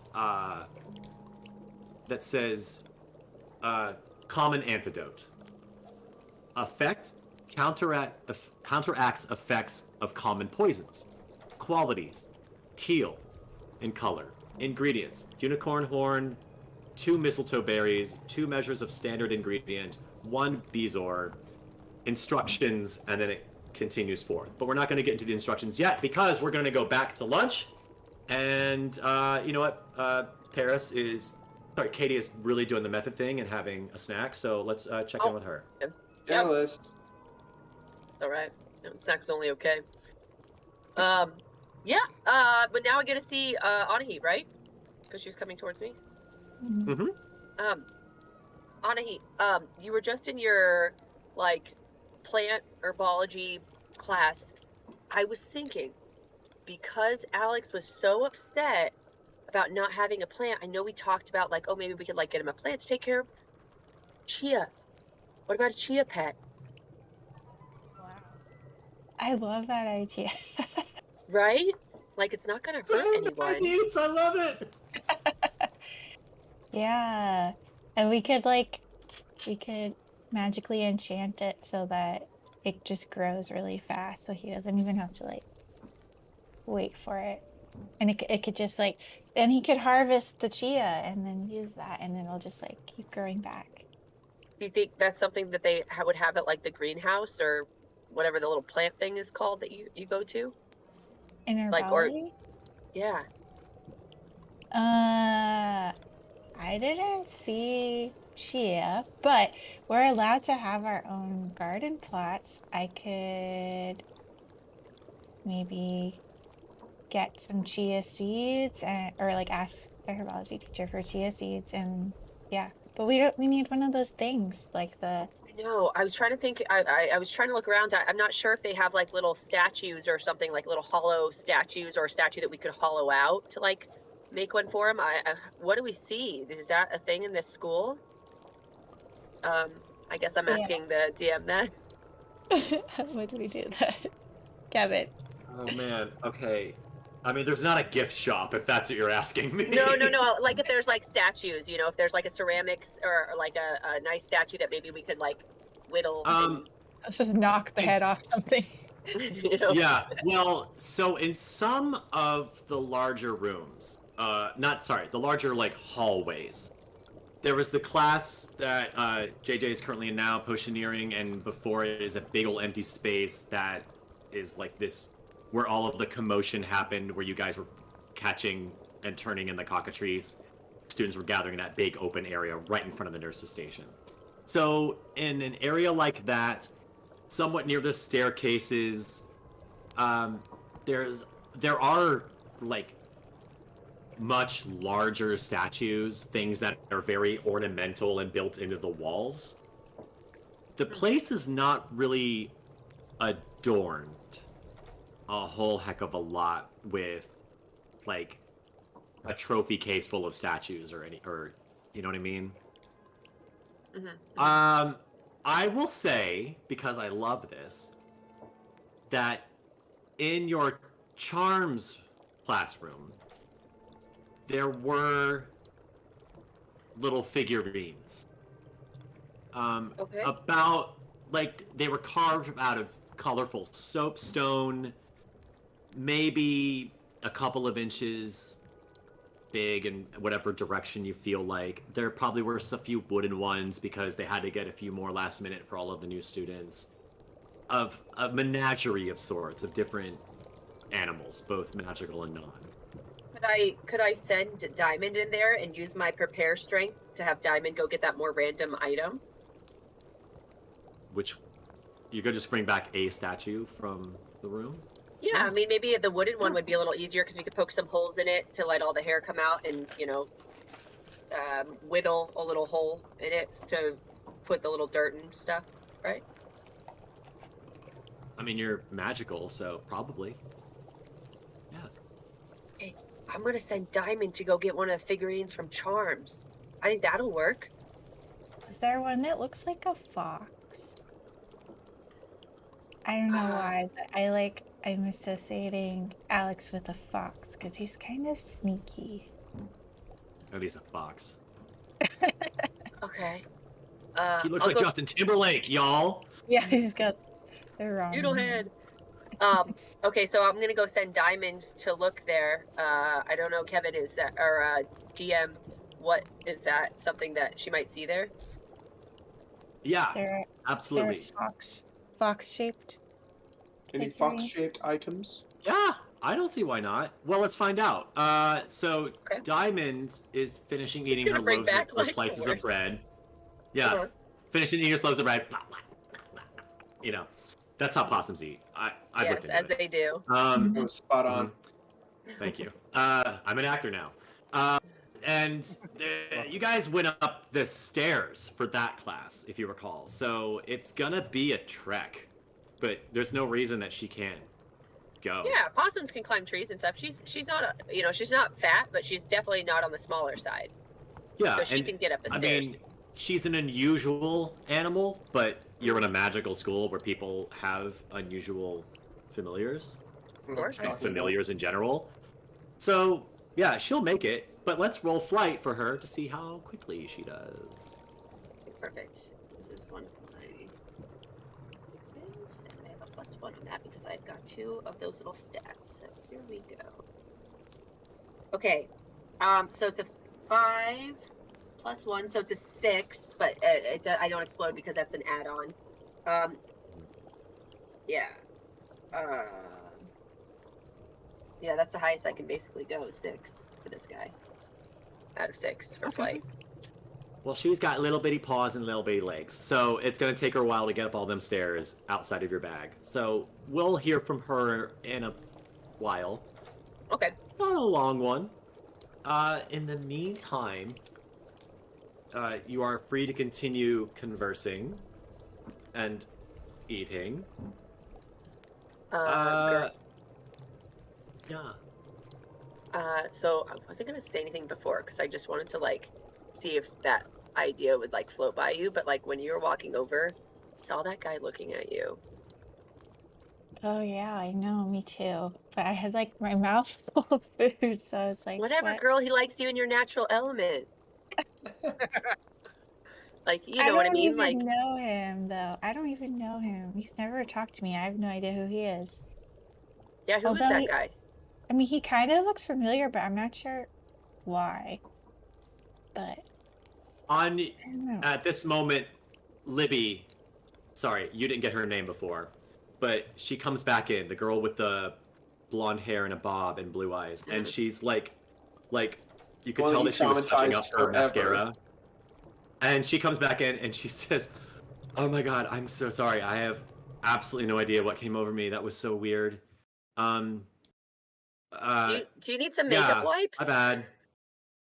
No, I mean, you're okay. Thank you. That's really sweet of you to offer. But no, I'm fine. I have no idea what happened. Yeah, I'm sorry. My name's Libby. I should probably introduce myself after making such a big deal about your grandma, who really is beautiful. That's a lovely photo. I told you, different mirrors, you see different things. And she says to Ani, "Oh hi, sorry, I'm Libby. You were amazing. I think you did great. I don't really know what the professor is talking about. I think Miss Gem is, she's nice, but I feel like she's not quite figured out yet." Are you talking about the divination teacher? Yes, she is. Okay. Yeah, I don't know. She's an oddball. I mean, you know, we can't. Oh, you all are. That's why we're here, I guess. Yeah. Yeah. Great. Um, Sorry, what were you I guys was talking asking. about? Yeah, what were you guys talking about? I was asking Paris, like how she was able to use her mirror to see stuff. Because like I've tried cards, I've tried bones, I've tried the stars. You know, I just don't. But I have visions like all the time, and I can't figure out like what the pattern is. You know what I mean? When You know what I mean? look in mirrors, what about like have you ever tried to look in the reflection of like water before? No, I haven't tried that. I didn't know you could do that. I mean, it might be Does it worth have a to be like look. still?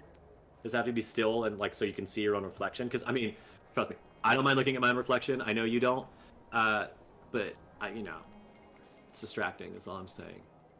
Is that something you could And she teach kind of us, like she Paris? just like winks at you guys just in general. Okay, Libby. Is that something you could teach us how to do? Oh my God, sweetheart! I was hoping you would teach me. Ah, I don't know how to scry or mirror gaze. I'm that's not my specialty. well, I don't know how I'm doing it either. Paris, how do you do it? Do you think about something in particular? Oh my Well, God, we should all get together and just like have like a girls' night scrying party. yeah, I mean, there's focus. You have to focus, you know, hard focus and soft focus. That's like what you're doing in the mirror. So it's like you're focusing on something and then you're not. Like it's almost even with your eye where it's again soft focus and hard focus and are you focusing or are you not? And then all of a sudden between that, it's like reading between the lines, it's reading between the focus there, and that's where you're gonna see and do your reading. Oh, is this Does like that one of make those sense? posters? You know those posters that they claim they're magical and they're just annoying? Yeah, I was gonna say my eyes go cross-eyed when I try and do it like that. Well, that's how I do it. You go cross-eyed? No, Yeah. I look at in between. I don't go cross-eyed like you guys. I don't know. Maybe you're not quite doing it. There's the soft focus and then there's the hard focus. It's the in between. And that's where the truth lies. That's deep. And that's why every mirror is different. Because they all hold their own truths. Anyways, Oh my God, that is what am I deep. talking about? Let's talk about that boy who's been eyeing up Anahit here. Oh Libby, do my you know who this God, guy is? what? I No. know. Who's this guy? I don't What guy? know. The guy Who? over there. You should go talk to him, says a random student as he walks by. That's so some dude. Oh my God, Arthur? That Arthur. guy? Wait, who? That guy. His name is Arthur? The one sitting by himself. That's Arthur. Yeah. How do you know him? I don't really. He's kind of solitary. I mean, he's got those, you know, those other weirdo kids who like weirdo-er kids who hang out around him. But, you know, and they love him. I don't know what it is, but What makes him weird? Or them weird? I don't know. I just don't know anything about him. He like keeps to himself. He's so quiet. His cat's an asshole. I know that. Oh, He's has got a cat. I have a cat too. She's a Shut up. Look at that. That's a little conversation starter. That's what we call that on a heat. Oh my God. Oh man, my I'm God. not gonna go talk to him. He's the one who was looking at me. He should come talk to me if he's That's fair. What's happening now? You get up and go talk to him? No, I'm saying if He he's the has one to who come was talk to staring her. at me. Make him work for it, girl. Yeah. That's fair. Okay, so we know his name. We know he's got a cat. Isn't catnip? That's like a herb thing, isn't it? Catnip, yeah. I don't know. Maybe like you should What like is leave it? some lying around sometime or something. You're gonna go back to the green room and be like, hey, Professor, do we have catnip? Is that to love attract it. him or his cat? Well, I I feel like it's to Keep the Does cat it busy. matter?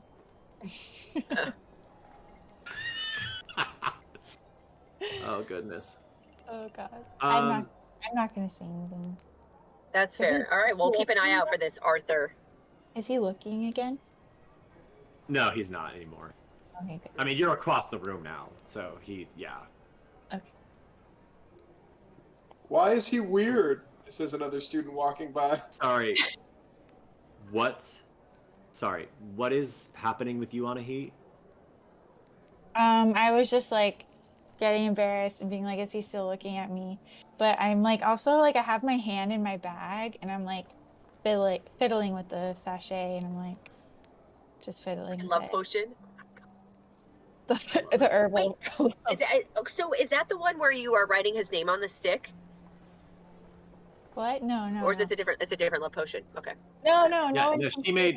didn't make a love potion. She made a sachet. Yeah, and no one can see it. It's just my hand Oh. is in my bag. I'm just like fiddling, like a fidget spinner, but with my sachet. Okay. Well, Libby gets back to talking about some of the cute boys around the school, and we're gonna let that conversation just go on while we check back in with the boys a little bit. So, JJ, you are now in... Yeah, I'm gonna keep switching it up, y'all. You're in potions. You have collected your ingredients. You have heard the teacher's lecture, and your instructions are for phase 1 to add one Bezoar to the mortal. Actually, no, let's go back a bit. You're collecting these ingredients, right? You agreed to be the one collecting them? Yeah, sure, I got paper. Cool. So you head to the back of the room where everything is kept in jars and drawers, small drawers of cubbies and bottles and such. It's kind of an array of different ingredients doing their best to be organized. Okay. I start to look for the B for Bezoar. Is it like I'm trying to find a pattern system of how they're trying to organize it? Is it like alphabetical? Is it by size? Whatever. It depends on what the thing is. Yeah, the alphabet is being utilized here, but the problem is there are powders, there are objects, there are liquids, there are plants, there are other matter. You know. Sweet. I look for the Bezoar, and I brought my potions textbook with me, and I searched for what a Bezoar is with my brain. As everyone is looking, and you've also heard the professor say before he really dismissed everyone to go do this, you'll need the various ingredients to craft potions. Ingredients include a number of things ranging from river water to berries, sprigs, insects, and slugs, and this is what you're seeing, these things he's talking about. Animal parts like porcupine quills, unicorn horns, snake fangs, and venom, and animal Bezoar. Now, Bezoars are the active ingredient in most antidotes, and this is him getting into the lecture, for poisons, which makes them one of the most common and consistent, consistent potion ingredients. They should be readily available whenever you are imbibing a new or unfamiliar potion. So... I look for something that every student has. Yeah, it's in the animal parts category. Cool. So that narrows it down. I grab it. Let's just say I grab all the ingredients perfectly. There's a jar. There's a jar of Bezoars, and you pull up this what is it called? I actually used the word last week in Herbology, and I've already forgotten it. Gooey. But this kind of like lumpy mass of animal like a hairball. I want you to picture a hairball but made of grass, you know? Gross. Okay, gross. I put it in my cauldron, I guess, that I brought up to collect ingredients in. Mm-hmm. Cool. So there were 2 mistletoe berries. Yep, grab those. Great. Uh-huh. Unicorn horn, also in the animal parts category. Yeah, go ahead, grab that. And then 2 measures of standard ingredient. Do you know what standard ingredient is? Yeah. It's salt and pepper, right? Yeah, you know. It's like allspice. I look for the allspice. I look around at what everybody else has, and I see what one ingredient I'm missing that they all have at their tables, and I grab that. Well, the problem is not everyone is grabbing from the same thing because it's a confusing thing and people are grabbing all these different stuff. So this is the last time I'm going to do this and I mean it. Oh, do a pseudo perception investigation brains roll for me. I mean, I wish you'd do this. You don't have to hit a high mark. I just want to see where you fall on this. Just how observant you are. Here we go. Because I'm trying to make this interesting. Here we go. Oh no! It's a 1. I rolled a 1. Did you really? I did really. Look, I was trying to make it easy on you and say, hey, I grab all the ingredients to that and eat kerfuffle and take them back to my seat.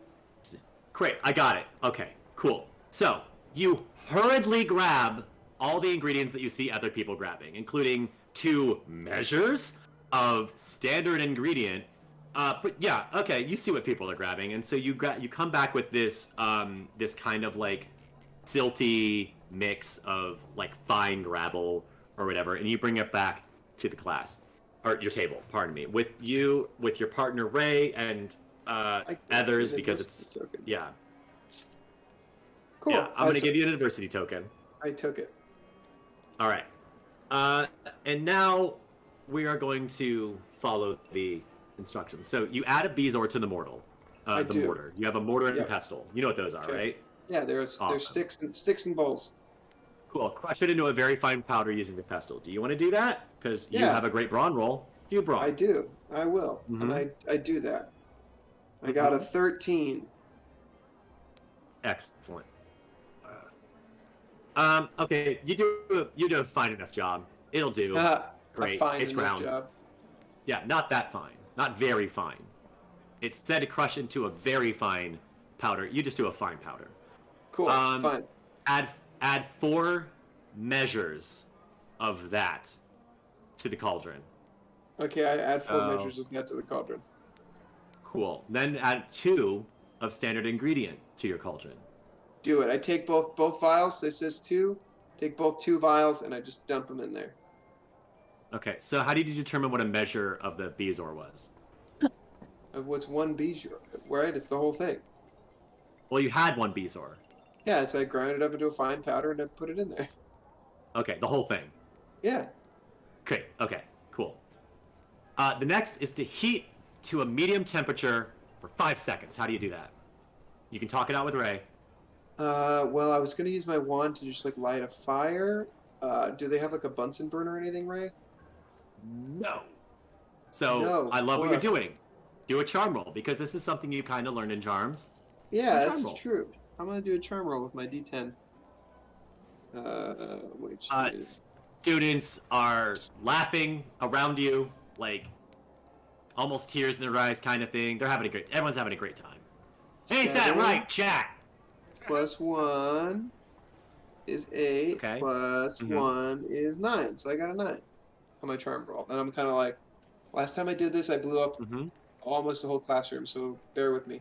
And I focus and I think about boiling water on an even heat. And I imagine what the stove range in my house looks like when I turn the fire on medium. That's what I'm using for my charm roll. Yeah, you needed to roll like a 6. So you're great. You've got the Bunsen burner thing going on.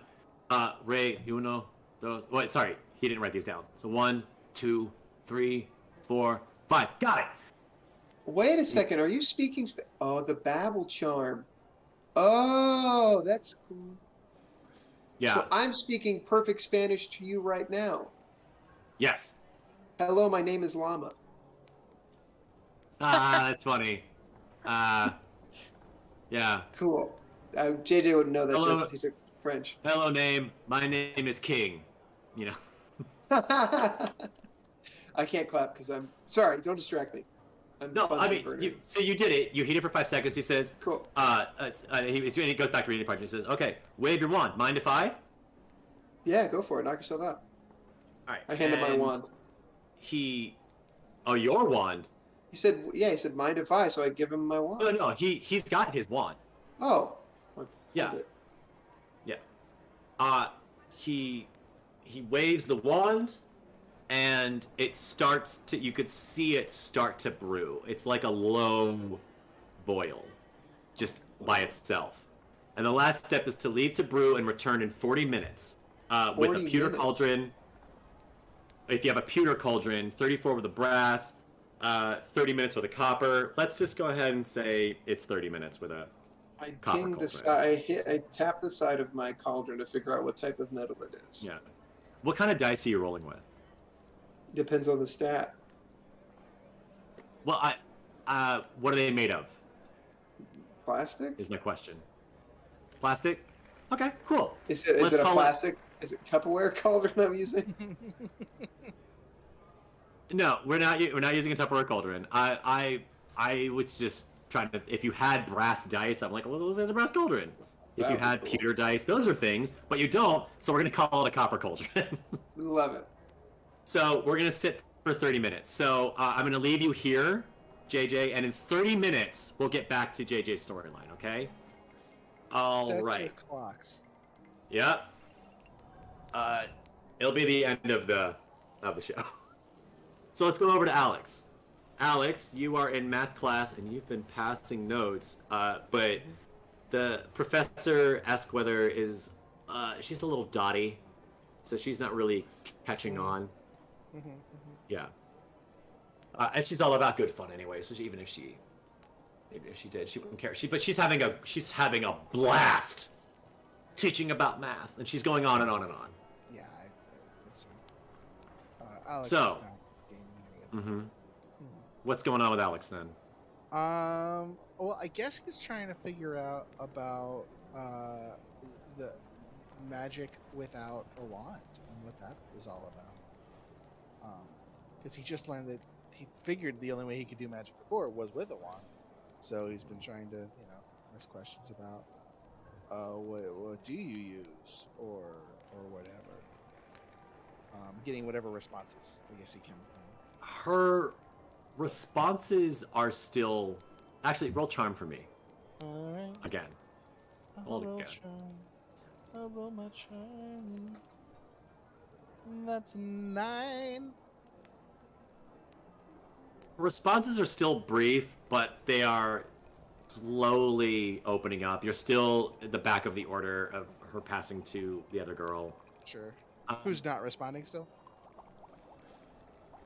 No, the girl she's been passing notes with is they're still having their conversation. And she still has priority. Okay. Got it. Got it. Yeah. But Rain, starting to say stuff like, you don't need a wand, technically. So she's opening up a little bit. And she's still having, I just go wandless, stuff like that. Okay. Cool.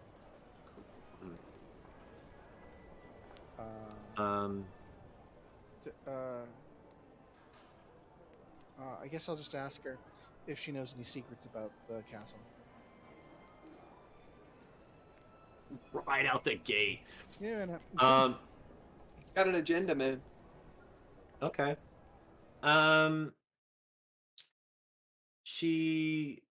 It takes a moment because you're at the back of the order, and she says, that sounds like a fool's quest.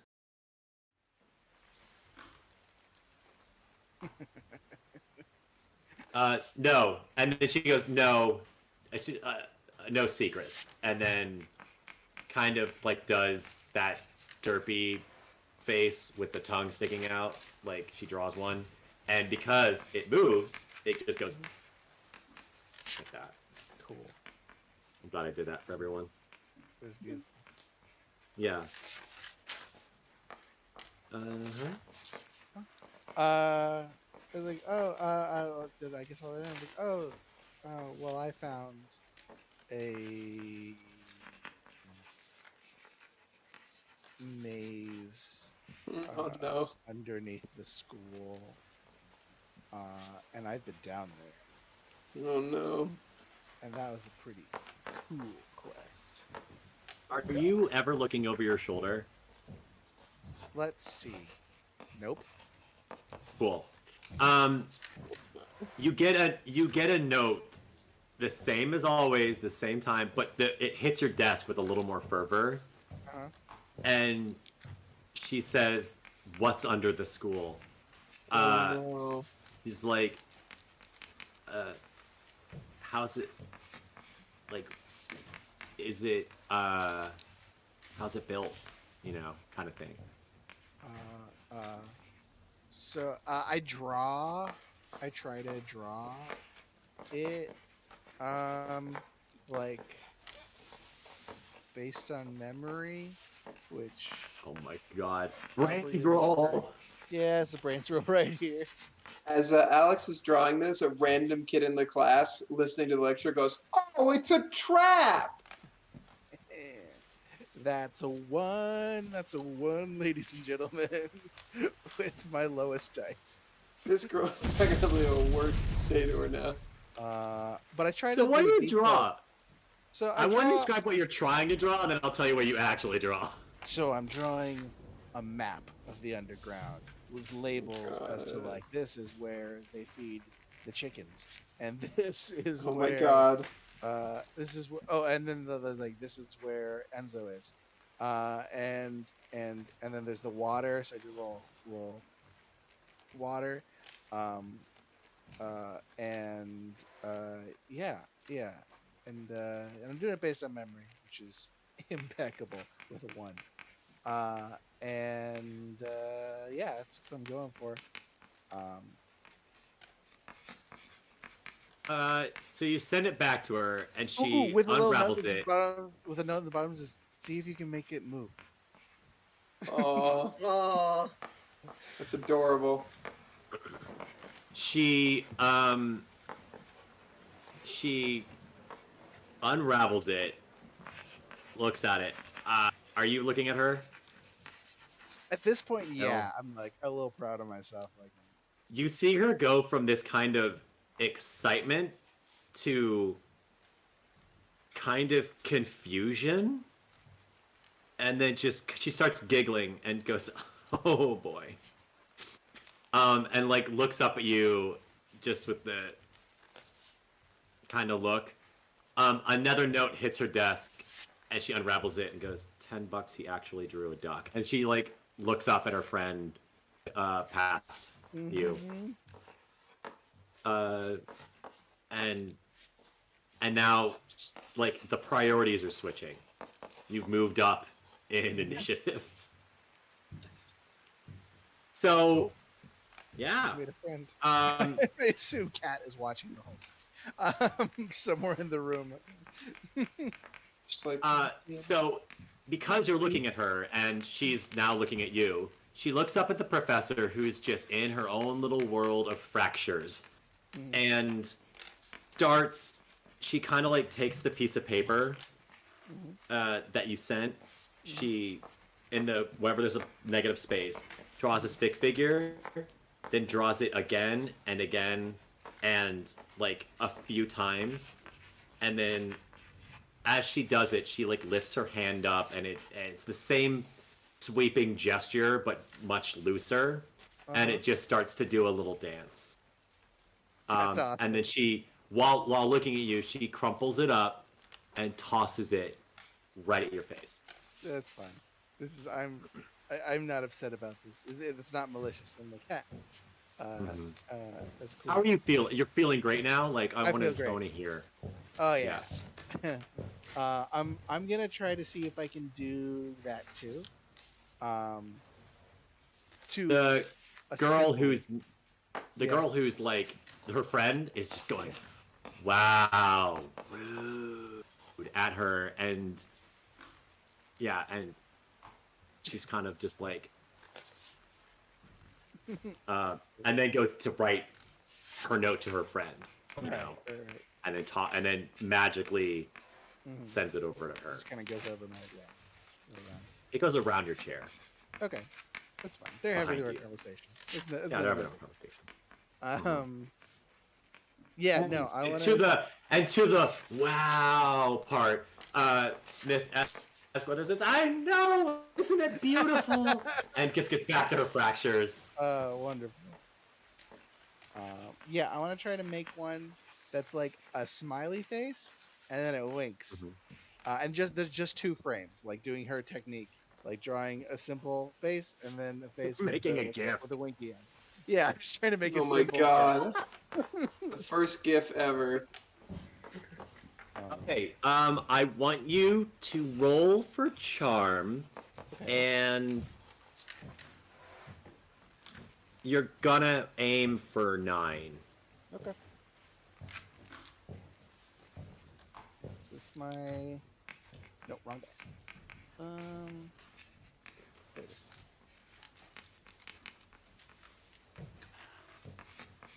You're just imitating what she did, right? I got an 11. All right. Yes. Yeah, you do it, and it's actually a very smooth loop. It's a quality GIF. Yeah. Of just. Yeah. Oh my god. There's more motion to it. It's stiff, but it's smooth. It's not rickety. And yeah. Yeah. You do it. That's great. Yeah. And you send it over, I assume, right? Yeah. Yeah. Of course. I want you to do another charm roll because you've been sweeping them over with your wand, and I haven't made you check that since you just handed it to her. Yeah. I want to see how good you're getting. Oops, that was on the side. It's a shame because it would have been 11, but it was not on a flat surface. That one's a 2. Well, a 3. You still have it. Yeah. With your wand? Yeah. Yeah. Yeah, I'm using my wand. Sorry. I'm sorry. I forgot that I'm actually using a wand now. Which means that is a 3 plus. We'll see. That's a 4. 3 plus 4 plus. 1. 3 plus 4 plus 1. Okay, so an 8. Yeah. It's just as before. You get it on the desk. It's just not graceful at all. Sure. She unravels it. She looks at it and turns it around and kind of gives you this nod of approval. I imitate it and do the wink. Do the wink of the face. Roll charm with advantage. Yeah. Her friend behind you is like, well, he did it. Yay. It's just not even passing notes anymore. She's just like trying to get Rain's attention again. Yeah, that was a 10. With my okay. Mm-hmm. Yeah, she's not head over heels or anything, but you've won Rain over. That's all I want. Well done. Cool. Anything else you want in this moment? No, I think I'm basking in this new budding relationship with a friend. Feeling good? Can I switch out my dandelion, please, with your acorn, sir? Or your pine cone. I don't know. I'm allergic to dandelions. I'm the same person from before, by the way. Sent it away. It's all around the room now. Sure, yeah, here. And I just literally give it. I don't even think about like taking the other thing. I just put it in her desk and move on. Meanwhile, across the room, Kat is noticing all the friends you're making. And meanwhile, across the school... If I do this right, we're making a big bad out of this character. That's their origin story. Yeah, right. Across the school is Anahit and Paris, who are still having lunch. We're waiting for Diamond to come back. At this point, Diamond should be back, right? She will be. Oh, okay. Okay, fine. Diamond isn't back. Diamond is up in the room, but you've got that connection. Sure do. So you're seeing what she's seeing up in the charms room, which, because this is awesome, I will say is currently not being occupied by Professor Yo. Yo. It's open, it's empty, and Diamond looks up at the shelves where there are some animals high up. Cool. Now, because you are Diamond's special link, you will be making rolls for her. That's what I assumed. Cool. Yeah, sounds great. All right. So what were you going to say before I interrupted? Oh, no, that's basically exactly what I was just about to say. So great. All right. Let's call it a brawn roll to see, or flight roll. Let's call it a flight roll to see how well she gets up to these shelves. Okay.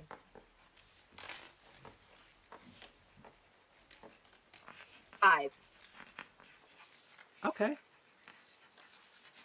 Oh, that's not your best stat. Sure isn't. Do me a brawn roll then. Okay. Because it's hopping around on the furniture isn't quite doing it. She's trying to climb up the tap. Yeah, she's trying to hop around to get up there, and it's not working out. So how does a different approach work? Okay, let's try it. Okay. Not well. Oh no. It's a 3. She tries to climb the tapestries and just can't get a good grip on them, so she falls down. Okay. Any other strategies that you'd like to share with her? She's tried her tactics. It's up the side of a counter. Is it like a wood desk? Can she try and shimmy up the little side with like her little? No, I would. It's. I'm gonna say they're on shelves. They're like, wow. They're on shelves against the walls. Most of the walls are covered in tapestries. Okay, so you're right. So let's change it. It's on like a console table. Just laid out on some console tables around the room, and she can't climb up the tapestry to jump on the console table, and she can't quite make the leap on top of the console table on her own. Is there anything like a broom or something that she could like knock over to knock the little statue off? This is brilliant, and I love it. So yes, Professor Yo's broom is sitting by her desk. Perfect.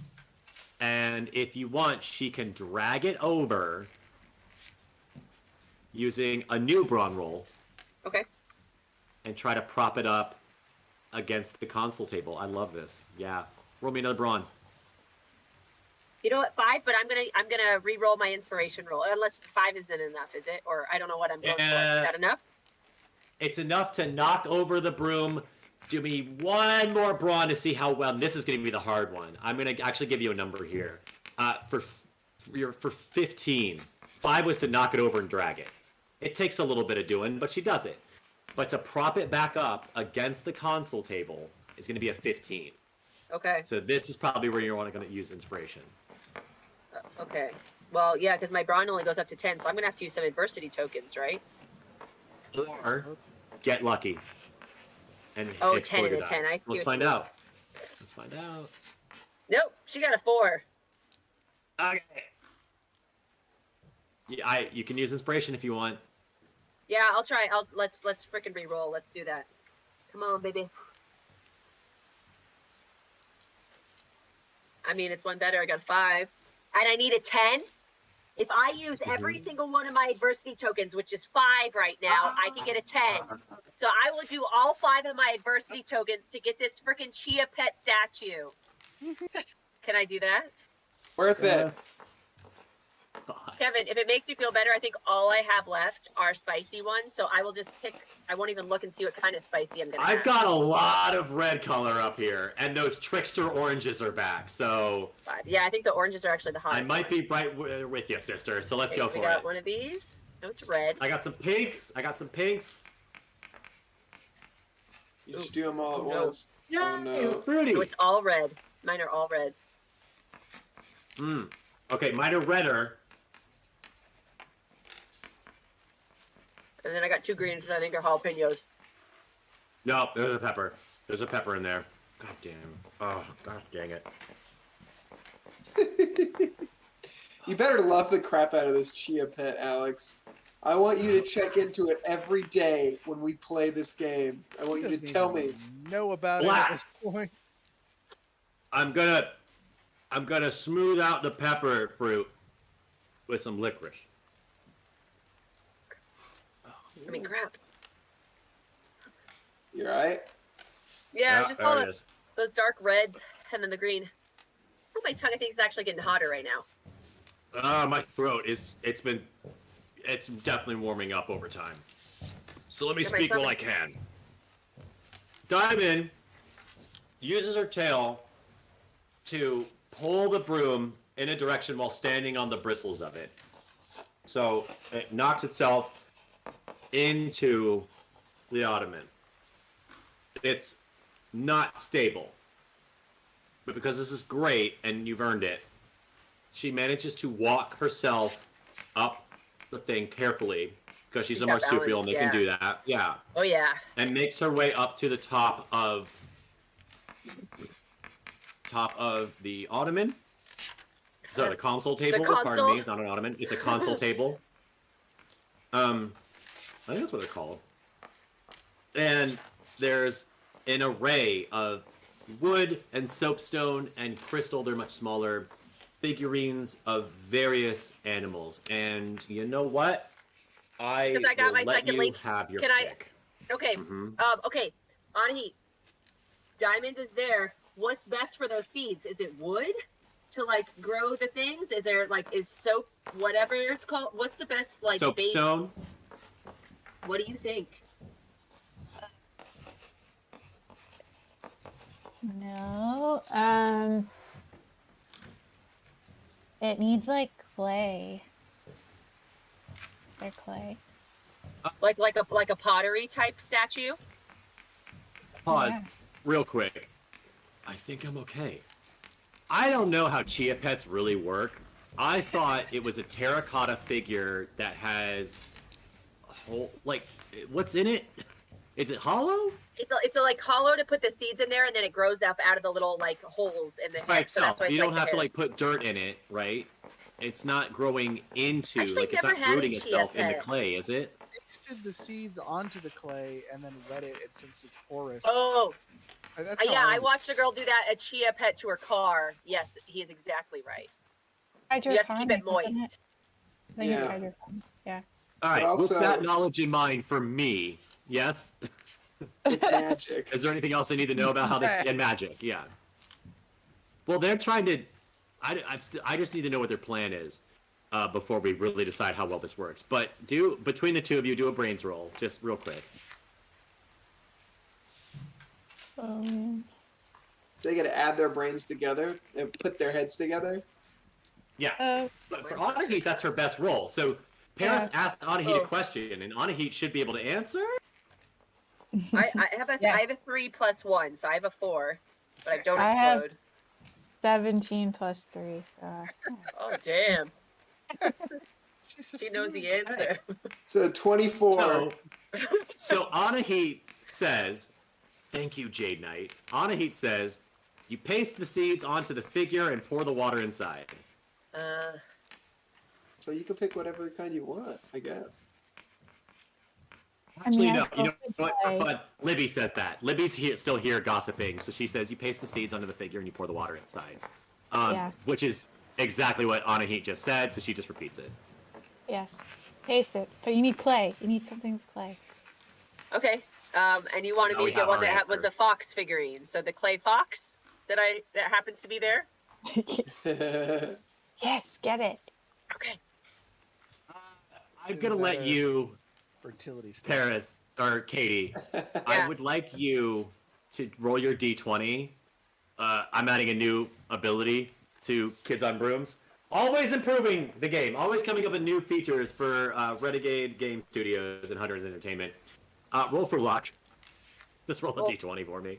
Okay. Roll for luck. 14. Okay, great. You find a ceramic fox. Not bad. Not bad. It is ceramic. But it's a cute fox with a like Roman crown of leaves and gold. The fox is all white with little bit of gold V's marking its tufts of fur on its chest, and then a gold. There are 5s if it's wrong. That's true. That is true. Nothing. He's correcting me. The number 5 is written over and over and over in Roman numerals to match its Roman crown. Thank you, Alex. Stupid. So you find a figurine. He's a jerk. Perfect. I need, because it's ceramic, Oh, good golly. The possums have little pouches, right? They do Mamas on do. their Yeah, undersides. Yeah, and they're like that's where they hold And the little it's babies. a mama. Somebody- Ooh, okay, so this isn't going to be that hard. Then this is possible. I need for an 8. I need It's you to possible. roll. Let's call this. Sorry, what? Let's call it. Oh, I don't want to do brain stew. Let's call it a grit roll. So Let's call it a grit roll to retroactively- see how well she protects this thing. Mhm. Retroactively, this episode is called Mission Impossible, right? Oh! Okay. God.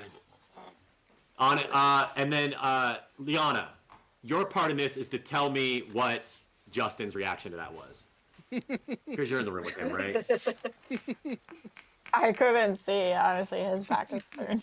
Well, just for you all players who might not be watching the chat, it's dumb. Got him. Because I pictured him throwing his hands up real hot. Tom. I don't even know if he's paying attention. It is. Libby a is stick. giggling with Oh. excitement at this little thing that's happening, and she's just loving watching you be mischievous.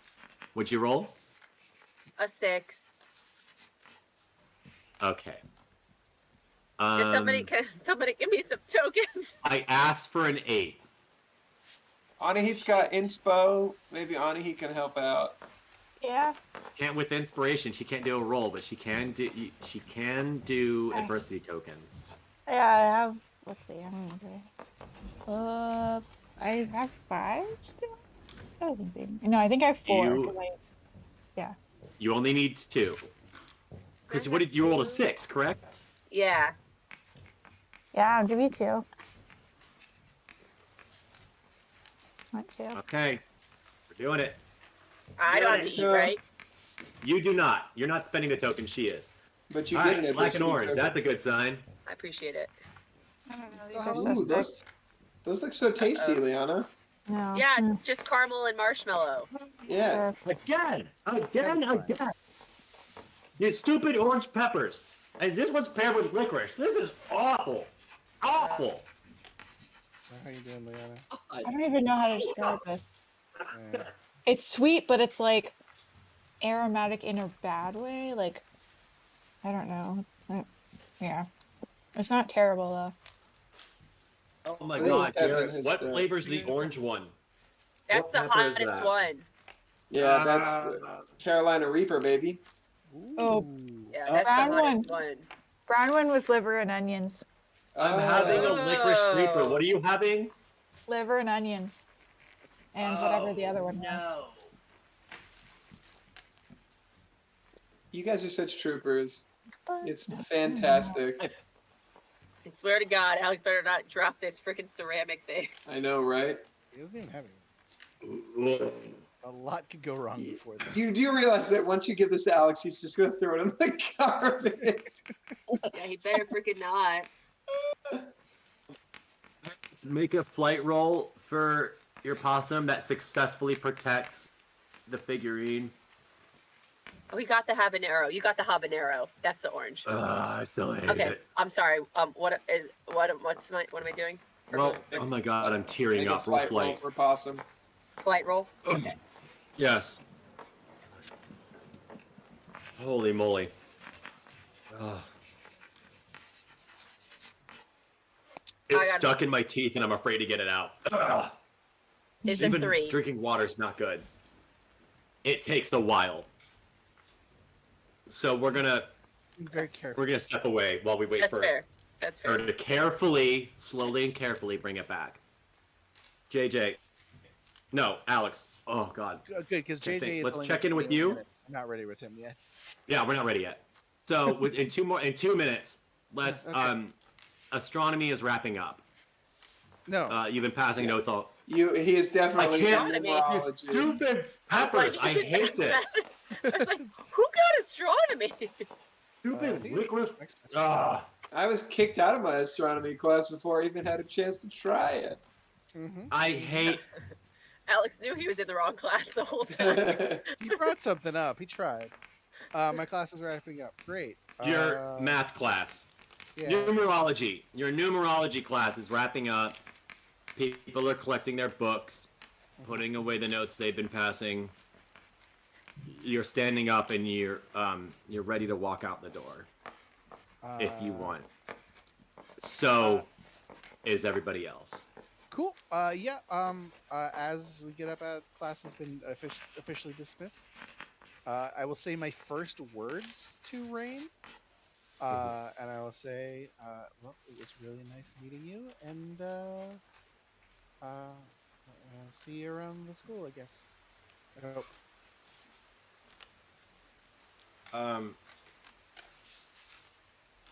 What are you feeling in this moment? I mean, I'm feeling pretty. I'm riding pretty high now.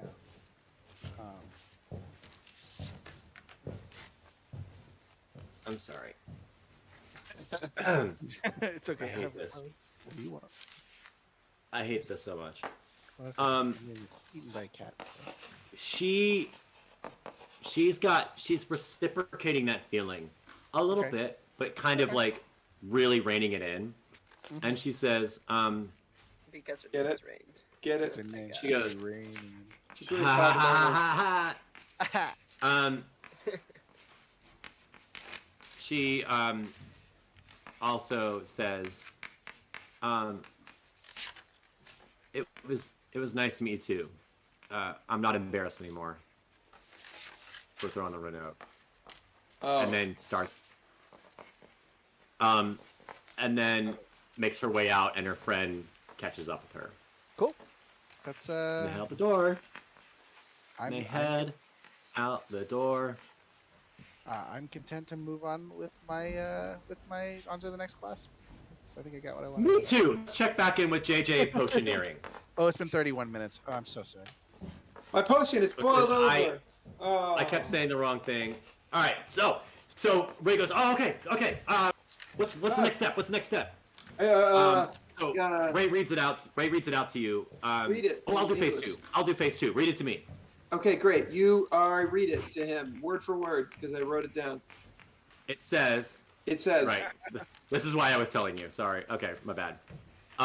One pinch of unicorn hairs to your cauldron. One pinch of unicorn hairs to your cauldron. So he like carefully picks up a single hair and then just drops it in.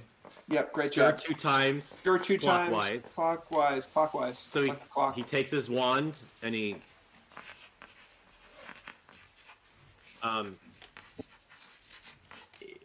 and then add two mistletoe berries. Mistletoe berries.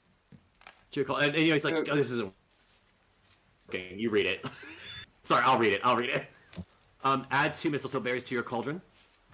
I do that. You do that. Easy peasy. Just 2 berries, right? Yeah, absolutely. Stir 2 times, anti-clockwise. With my wand or spoon? What did he use? He uses wand. Okay, stern. Because remember, I'll read it. I'll read what's on your table, like the stuff that you guys were given, right? Remember? I mean, we got it. I'm stirring counterclockwise. Yeah. Hey, if I saw him stir with his wand, I'm stirring with my wand. All right. Anti-clockwise? No, counterclockwise. And then the last thing he says, and then he's got this look of like, he says, wave your wand to complete the potion. No pressure, muchacho. Okay, just wave it. Great. Mm-hmm. Roll charm for me. Where's my D10? There it goes. Hey! And I gotta use my wand, correct? Sweet. I keep getting ones on those. That's great. All right, so 8 plus 1 is 9. Plus 1 for my charm stat is a solid 10. Okay. The cauldron has a mild explosion of just the stuff going everywhere. Nothing violent. Okay. But the pressure of it all just kind of burst in every direction. And whoa! I didn't know it was under pressure. This goop. It gets it all over you. Oh. if you pick up the cauldron, you'll see that there's little cracks and holes all throughout it. You kind of made it into a colander. And I'm looking around the Ray room. just... Is anybody else like this? I'm covered in goo. I'm looking around the room. Am I the only one There are covered in goo? You're the only one covered in goo. There are Yeah. steaming and hissing and bubbling and boiling and things that are kind of like just sludge, and people are like turning their things over, and it's like a Dairy Queen, treat. Like everyone, there are kids who are having trouble.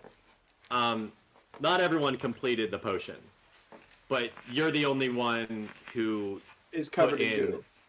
way too much standard ingredient. If it was standard, it should tell you how much to put in. Also, I'm not entirely sure you've got the actual ingredient that is the standard ingredient. You just got a powder I turned to Ray and I of go, some sort. I'm like, I don't think it's supposed to be like this. And I kind of take it in my finger and I just sort of taste it. Like they do in all the old... He says, well, I guess it depends on what it was the cure for. And he doesn't care. He just thinks this is funny. Sorry, say that again?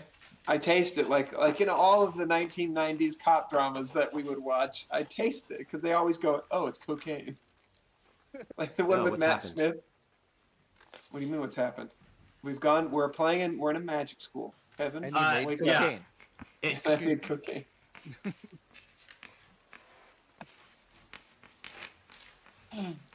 Oh no! Sorry, you guys, the feed got real choppy there. That's okay. I made drugs. You missed it. No. Well, you might have made drugs. We don't know what you made. You were supposed to make some sort of medicine, so I guess technically you made some sort of drug. It tastes like banana pudding and pizza when you taste it. Yeah. And Is it banana so pudding you're and then pizza, or is it pizza and then banana pudding? Color is it? Huh? Yeah, is it What? teal? Oh no, I'm different. I don't. What No, color is it? it's a pale yellow. It's a goopy pale yellow, just it's like a smattering everywhere. God. And your professor Us. comes up and says, that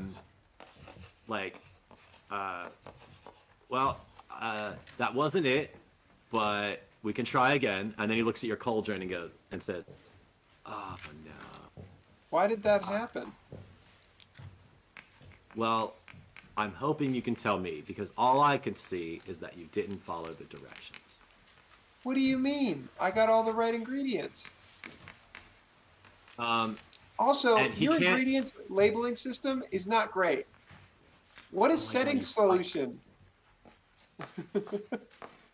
He says, standard ingredients. And he goes over, and there's this big orange jar that's not like part of the cubbies stuff. Which are several of the powders are in cubbies. There's this big orange jar with a scoop that on the rim of the thing, which it could be better labeled because it's carved into it as a standard ingredient.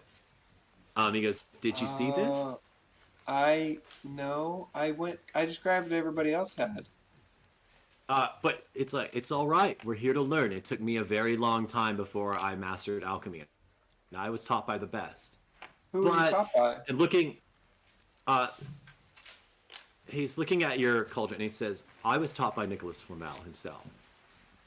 And I remember when I needed to find a brand new cauldron. And he's looking at you and he's looking at Ray, and the cauldron is bust. And we're going to stop there for you. We're going to check back in with Paris and Anahit one more time to say that finally, as lunch is ending and you're making your way out, you see skittering down the hallway, weaving in and out of all the students, is a very careful little possum. Oh my gosh, there's Diamond. Okay, Honey, will you take this ceramic fox that is looking so foxy and get those chia seeds so that we can surprise Alex whenever we see them next? Them Yeah. meaning like JJ too. I just kind of lump them together. Yeah, I think I can get some seeds on the way to my next class. Hopefully. And we'll find out next time on Dungeons and Detention. Yeah, we will. Yeah. Yay! Cool. that's that. Hope you guys had fun. Woo. Yeah. We did a lot of stuff. Yeah. You did, and I understand this wasn't a very high stakes episode, but I think there were many, many charming moments, some really inspired stuff, and I would like to hear about everyone's favorite moments, especially you in the chat. Sound off with what you liked most. What made you go, that's neat, I wish I thought of that. Because I love that you guys are trying to create a inanimate, animate, plant, animal, pet for Alex. I think that's amazing. Alex, you were a boss. Like, what I love about your character is he's this unassuming kid who gets into trouble like kids often do, but when he wants to, he dresses up, looks fly as hell, and charms everybody around him, like, effortlessly. It's incredible. Kid, don't quit. And then, yeah, right. And then, JJ, man, you made new friends like it was nothing. I thought this would be a challenge for me, the way that you've been behaving, but you made this cool friend and you jumped right into the task.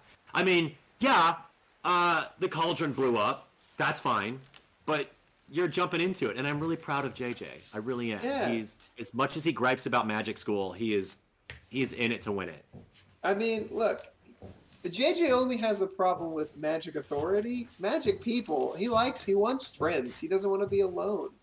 He just hates that everybody... With every professor. He just hates that every professor's like, well, why didn't you know how to do it right? I'm like, bro, this is day 2 for me, all right? You say things like standard ingredients, you give me a big long list of unicorn. No one sat me down and was like, oh, hey, unicorns are real. They just say, get powdered unicorn horn. Like, you know how much I gotta process? That's where JJ is coming from. So, yeah. I had fun. I had a lot of fun. I like meeting Ray. I thought it was cool figuring out that I'm speaking in perfect Spanish to him when he's talking to me, and vice versa. So I thought that was nice. It took me forever to figure that out. Oh, man. I loved Paris and Anahit's. Obviously, the Mission Impossible was super fun. And I liked that Libby looked into the compact as well, and I enjoyed getting the backstory about your grandma, and that was heartbreaking. And man, that was my favorite part of the night. Was the sudden, like, complete backstory that we got. and Libby's face just being like, yeah. And then she's like, "Oh, I meant the picture now." I was like, "Oh, didn't know." Well. I love. I'm gonna say something because I feel like it keeps happening to you. You were never wrong. You were never wrong about what was happening. I was just trying to find out select information so that I could have Libby do a thing and react accordingly without you kind of knowing what's going on with her. But I asked you questions and let you answer them, and I would have stopped you if I had gotten the wrong information. But you did exactly what I wanted you to do. And Zach is right. That was an awesome moment. That was awesome. Yeah, that was super cool. I loved how much we talked about Publix. That was neat for me. I know we looked up because we're going to Orlando in September. I straight up looked up to make sure there's a Publix near Universal in Orlando, and there is. So I was like, "Oh, cool. We'll try." I don't know. I don't know what this is. It's just a grocery They're the store that made me trust the store brand. Like, store brand is great. Store brand is great. Yeah. Wow. I enjoy tea, the lemonade. It's all good. Oh, all right, enough Publix. Okay. All right, I'm sorry. I'm just been so long. I loved Anahit's. I love this like wishy-washiness you have with this sachet, because I have no idea who you've made it for, but I love that you made like a love potion sachet, and then you just like don't know what to do with it. So I just enjoy that. I think it's so teenagery, and is funny for me to listen to. Because I totally imagine this is what real wizard teenagers would do as well. Exactly. It's kind of like Hermione in the Harry Potter series, where she's like looking at the love potions in the I forget which store it is, but like, yeah, and she's like, should I? I imagine it's like making a mixtape for somebody that you like, but then you're like, I don't know if I want to give them this mixtape now, but I've gone through all this effort of making them a mixtape. Yeah. I thought that was fun. My brain's going. I'm like, cute boy from Seattle back home made a mixtape, and this is like her, like, I made you a thing too. That's where I'm thinking this is. You do not have to say yay or nay on that. All I'll say is, Anahit is like boy crazy, so it could literally be anyone right now. So. I think you did the right thing. Then you're just keeping it on you. Weird Gordon or Anthony or whatever his name was. Poor weird kid. Arthur. That's right. Like, Libby, what is wrong with her? Libby? She's like, I don't want to reveal that yet. Man, I think you introduced. Not that this is fair. I think you introduced some very interesting characters today, like Rain being so like catty, but like asking very specific questions about the maze under the school. I'm just like, I don't know. And Libby being also very much like, oh, he's a weirdo. So I don't know about this. Also, we have the weird fame now where people are like, you got the cockatrice. I'm like, what? Yeah. Yep. Well, Ray, as he said, is a big fan of monsters. So Ray was paying attention. Got that. No, that's fair. Totally. But I will remind you, you guys have been getting attention one way or another in most of your classes. It's been a different scenario every time, and I swear it's not me doing it. But y'all kicked ass on brooms. You had an incident or two in charms. You showed off herbology before herbology even started. You went toe to toe with a chaos agent in defense. And Massachuology, we all know how that went. So, yeah. Alex. Yeah. Everything happens as it should. Yeah. Mm-hmm. I enjoyed You guys that. are hashtag out of control from Justin. I don't know when that came up, but I know it's appropriate. Out of context. Oh, yeah, that could have happened several nights. Points there as well. We are all of those things. I enjoyed you making your GIF as well, Alex. I thought, despite my misgivings about Rain, I enjoyed your paper conversation and you learning, and also learning that there are people that are just magical people but cannot do magic, which was interesting. Oh yeah, that was cool. Because she's got dragon scales on her face. Wild. Anyways, but I liked your note passing and your GIF. Good choice. Yeah, that was my favorite. I'm into the detail about Ray had like horns and wings and then they went away? Yeah. Yeah. Ditto. I was like, wait, what? Fascinating. You have what? So is my orangutan just a person that I just haven't let out of their disease and turned into an orangutan? Oh god. I know, that'd be horrifying. Maybe you just have to like give him a name and Well- like break the spell. Yeah, his name is Brad, and he's like, oh, thank God. Yeah. All right. I think we're getting ready to set up our little polling system. So I just kind of want to review. There were so many good moments. And the way you're talking about Ray, I'm like, oh, there's going to be cool moments in the future because you guys can ask me more details about all these people, which is great. No, we're find done out with what's that. going on. No? Okay. Well, you are moving to a different class. So, yeah. Do you have are we going to pick standout moments? Because I can, if you want. Oh, for sure. I think for me, I would probably pick Paris's grandma backstory. It was touching and unexpected, and Libby's response was hilarious. So Okay. that's mine. Uh-huh. You took mine, so I have to think of another one now.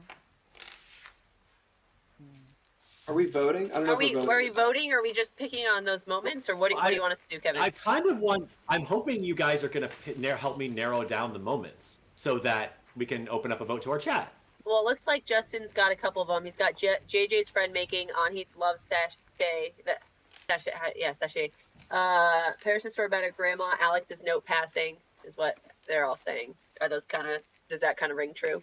That works for me if it works for you all. Yes. That's fine. Yes. Okay. And the name. All I think right, there well should be then a fine. I open up the voting to the 4 of you and everybody in the chat. Thank you, Justin. So I let's think there vote. should- Do we appreciate JJ making a new friend and possibly finding out more details about his orangutan? And Potions class, Anna Heat making her love sachet and possibly already putting it to good use without even realizing it. Poor Arthur. Alex being the little charmer passing notes in class, or Harris's surprising and compelling backstory with her grandmother. Vote now! I think there should be a 5th vote for changing this episode's name to Mission Impossible. I know. Give it up to Diamond, man. I think Diamond. Ah. She did the Diamond work. for She did the Mission work Impossible. by like my thing versus having Leon pick the fox. Like she like combined all of the elements of us. That was a sick roll when you guys rolled a 24 together. I know. I was like, I only did 3, so I didn't contribute much to this brains. But thank God, Anaheat's a genius.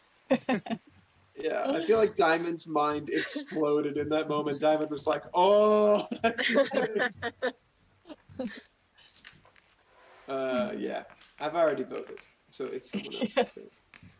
I liked Alex's back and forth, the note passing.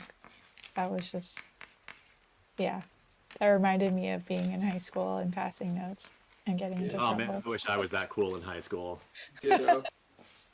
I listened and took notes like an idiot Right?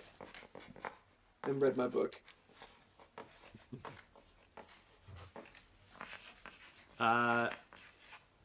Zach, Down to Katie. Uh, Oh, go ahead. say it at the same time. Quick, 1, 2, 3, go. I like the little love potion. I want to see what happens. I love the idea of reverse psychology with the love potion. I just think that's like such a fun thing. a The love love satchel. sachet. I know. I keep messing it up. It's a love Yeah, satchel. we did not make love potion. No. That's an advanced class So it's just a for bag. more mature students. You know, it's It's like a- a hex bag. It's a It's hex a bag. love but hex it's bag. a love hex bag. Yeah. Yeah. Yeah. Yeah. With some herbs. Yes. Exactly. The Paris's grandma. I second that notion. Okay. That is where I stand on my vote. Fantastic. The stars on the hill. All right, everyone. Well, if you haven't voted yet, you've got a few moments left to do it because I'm going to tell you what's happening tomorrow in that Justin will be continue playing Stray, which is a game about you being a cat, and he's going to play it with his cat. Yo, Pimp is great. I understand if you don't want to tune in for Justin. I get it. But Pimp Wow. is a boss. Like, that cat he's where it's at. Pimp is a pimp. He is a he's a pimp. ladies' I mean, that's man. how I got the name, right? He sits in Yeah, my so all you shoes. ladies out there, tune in for the fluffiest Tumby here on Twitch. And then I'll be doing Pokemon Go. Where you If you want going? an infuriating time of me trying to take photos of animals that I've already taken photos of, that's on Wednesday. But then Pimp will be back on Thursday. So I encourage everyone to tune in then. And then once again, every Monday night here on Broadstrokes Plays for more Walk on Roll Presents Dungeons and Detention. We'll see you next time. Bye.